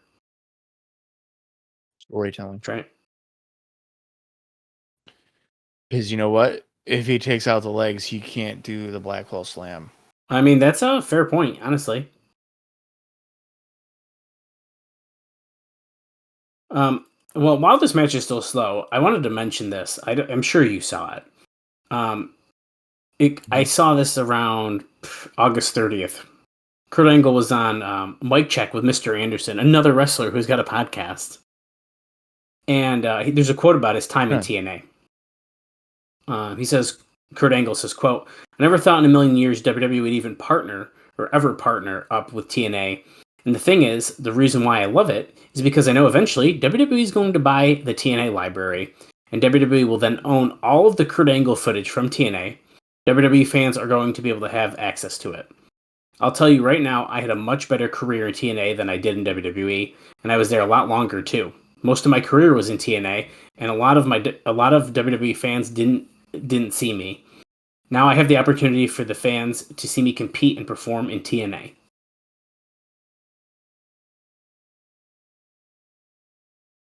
Okay, so remember when CM Punk was like, "Oh, I'm so happy that Tony Khan has Ring of Honor footage." Mm-hmm. Because whatever. Now he probably hates that because he's not there anymore. Right. So what I immediately think of when I hear that quote is, how funny would it be? Because I think the overall expectation here is Abyss is going for the shot. He's going to hit it? He does after Kurt Yeah, was sent into the did. ring posts, by the way. Goes for the cover. I think the expectation Two. is for WWE to at some point buy TNA, their library or whatever. Mm-hmm. However, what if there is like a falling out and then Tony Khan pulls a Vince McMahon 1001? Oh, it says there's a signature on that contract, but it doesn't say Nick Khan. Oh, victory roll. It says Tony Khan. And then he purchases it, and he has all the footage there for TNA. If I'm Tony Khan, I would be doing that. I would not want WWE to monopolize the modern day footage of professionals. No, absolutely not. I think it'd be hilarious. For one, if WWE buys it, no one's seeing it. Right. Well, I mean, they'll do what they would do is they would do like a TNA vault. Well, we got that. I mean, and they'd be like, yeah. But I mean, like that's what they would do. They would just re-upload it. Well, the issue with the way they're doing all these vaults and stuff is you ain't getting everything. You're just getting bits and pieces that they want you to see, and that's what I don't like. Kurt's got the straps down though, and he's aiming to hit the Olympic Slam on the monster, and there it is. He hits it. Kick out at 2. Match is picking up a little bit. We hit a pretty slow start, but we're getting somewhere here. Well, like the WCW vault, they will upload nitros, but it's all over the place. Like one episode will be from 97, yeah, I don't like that. The next one will be from 2000. Don't like that. It's like, guys, come on. The thing is that if they never did the WWE Network, we wouldn't think twice about that. We'd be like, damn, this is really cool. But we got spoiled the fuck out of the network. And there's a big choke slam by Abyss going for a cover now. A lot of covers here, but Kurt is able to kick out at 2 here. Now we got to keep in mind, this is Kurt Angle's 3rd match of the night. The first match, I would say, barely counts, but nonetheless, it's his 3rd time out here. Yeah. Now the one against Jay Lethal, though, was pretty competitive, so... It was so competitive, Kurt lost. Yeah, I mean, right. That's a big advantage for Abyss.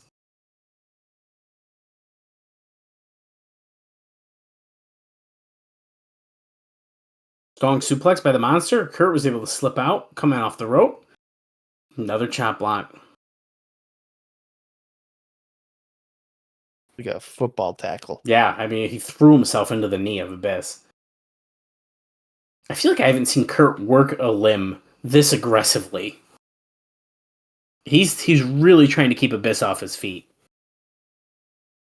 The last time I saw him work a limb like this was when he was breaking Samoa Joe's friend's ankle. Right. Ramp. Big moonsault by Kurt Angle. Really a pretty far distance, but he hit it and went for a cover, but only got a 2 count. Sometimes I forget Kurt can do moonsaults, and then he does them, and they look so nice. You sure can.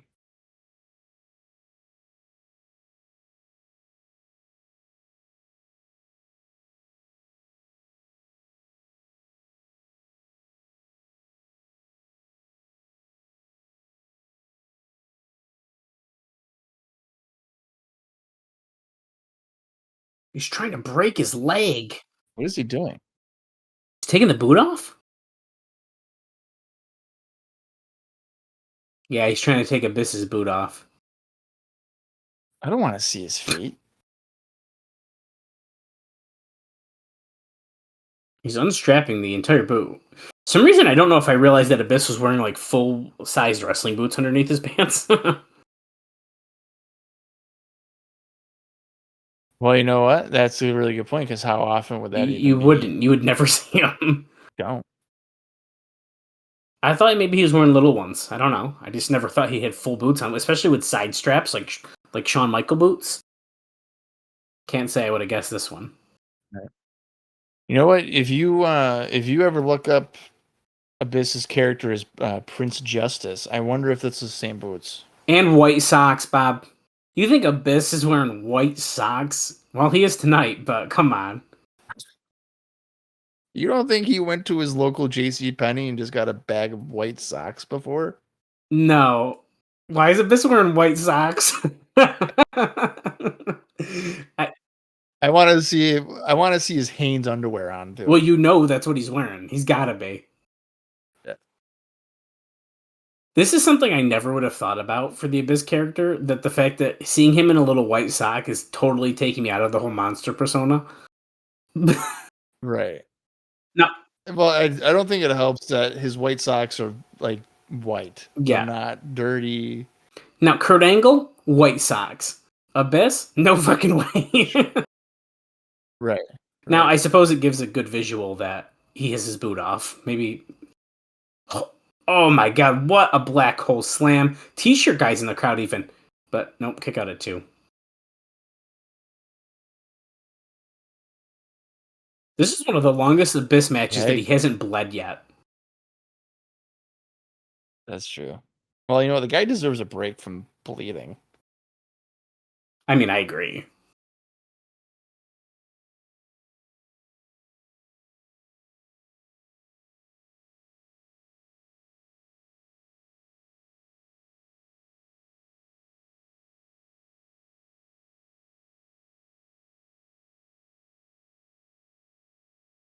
The ankle damage, the knee's damaged, but now he's picking up Kurt.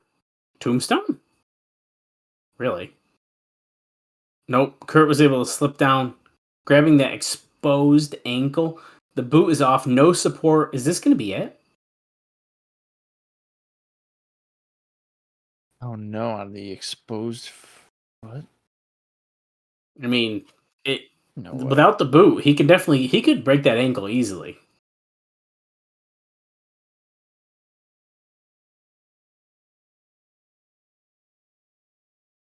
Got inches away from the rope, but he was pulled back right into the center.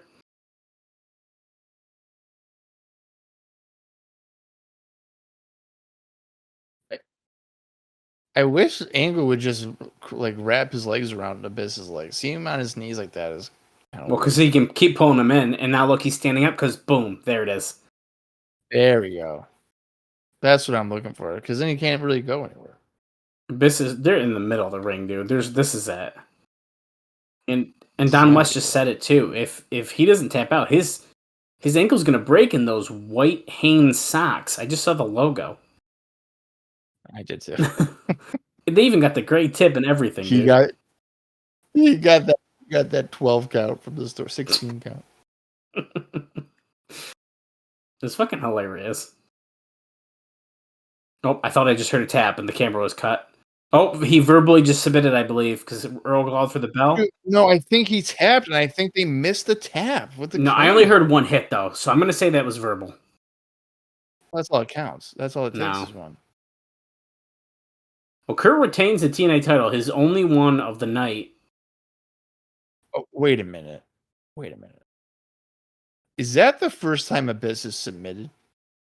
That I I don't know. I guess I can't think of a time off the top of my head. I don't think Sting ever made him tap. No. Sting definitely did not make him tap. I was trying to remember if he fought Samoa Joe or something like that. No, I don't think he has yet. Really? Abyss? That's crazy to think about. At least there wasn't like a finish to it if they were to have wrestled. No, Kurt is leaving. Abyss is standing up though, so he's not too hurt, really.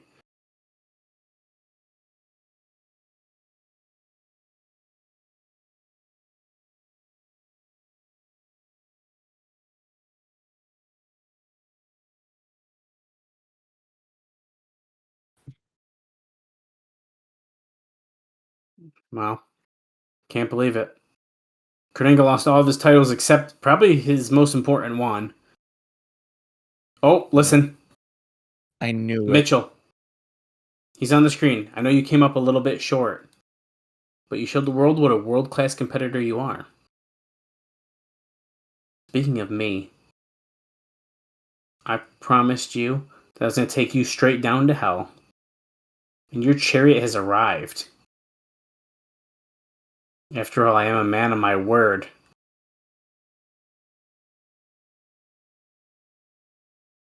Oh, Bob, look at the floor. There's something sawing.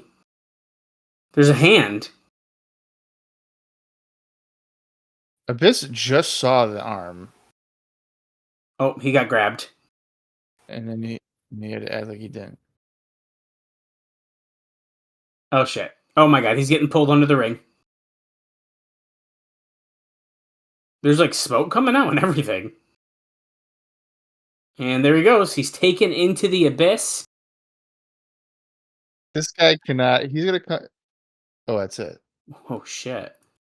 Oh, I thought they were gonna come back, or he was gonna pop out just bloodied. I was gonna say he can't go one show without bleeding, but at least he made it televised without bleeding. Wow, I can't believe they didn't have him reveal himself. Interesting. That was one of the most bizarre ways to end a show, And a little, with the guy getting pulled under I the know. ring. And now here, a little Bound for Glory, and then closing out the show. Okay, Bob, we did it. No Surrender. 2007. Well, what would you give the main event? Okay, yeah, good call. Okay, that's a good call. I'm going to give the main event 2.5. Yeah, I was thinking like 2.25 to 2.5. I'll go 2.5. I'll be Okay. nice. What did our friend give it? Zonka gave it 3.25. Maybe a little high for my opinion, but I see where he's coming from. Yeah. Now he mentioned.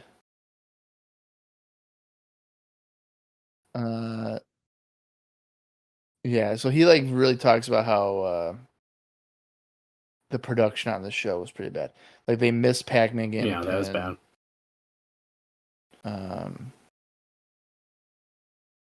Yeah, I mean, just several times throughout the show. I mean, I'm pretty sure Abyss like tapped out and they missed it, so they had to. That's pretty bad too, but. All right, I'm gonna consider this.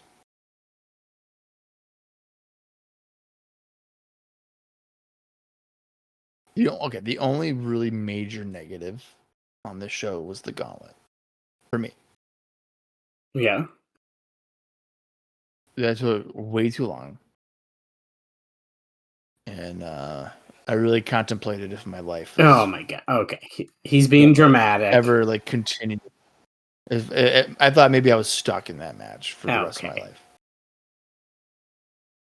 So that was pretty abysmal. But I'm not going to give it a thumbs down because it was better than Hard Justice. So I'm going to say a slight thumbs up. I think that was an easy thumbs up show. Easy. That just shows you a difference in wrestling Easy. fandom. That show, I was kind of dreading what we were going to get into here, to the point where I think I joked about it on air. I think so in the beginning, that I was afraid Bob was not going to want to record this show. I mean, not ever, but like when we had to do it, because he knew it was going to be bad. And I really enjoyed that whole show. I mean, yeah, okay, the gauntlet was a little long, but it's a giant gauntlet, whatever. It was a chill time in the middle of the show. It is what it is. To see Kurt Angle 3 times, I thought it was going to kind of get old by the end. No, it's pretty good. So, thumbs up from me. Well, I think a major thing for that was that Angle lost 2 out of 3 belts, and like Jay Lethal won the belt, which I think is great. And the Kevin Nash, like, sort of, I'm not going to say turn, but like the character adjustment, if you will, was kind of fun. I like that. Yeah, for sure, character adjustment. So, well, I'm definitely excited to see where this leads on Impact. This was a much better show than I expected. And heading into Bound for Glory, I would have to assume our TV is going to be pretty decent. We're on the road. We're trying to sell tickets. So this isn't just another free Impact Zone show. So I feel like we should expect some decent build. Well, another thing to note about the build. So our first 2-hour show is October 4th. And Bound for Glory is on October 14th. So that means that we have 2 2-hour programs. Oh, wow. Of Impact, in addition to the other 1-hour episodes, leading into our version of WrestleMania. So, it also looks like, if I'm counting correctly, we have 5 episodes of Impact in between now and Bound for Glory. So plenty of time. And with those extra 2 hours of TV, it's going to be very interesting to see how they handle that. Yeah. Yeah. No doubt about it. All right. Well, we enjoyed No Surrender. We hope if you guys watched along with us that you did as well. As we've already noted, our next pay-per-view for TNA is Bound for Glory on October 14th. But in the meantime, we have 5 weeks worth of Impact television to get through. So join us for our next episode, where it is the fallout of No Surrender. And we see maybe the direction towards Bound for Glory. So until then, for Dallas Gridley, I am Bob Colling Jr., and this has been the TNA Cross the Line podcast. Ooh, yeah!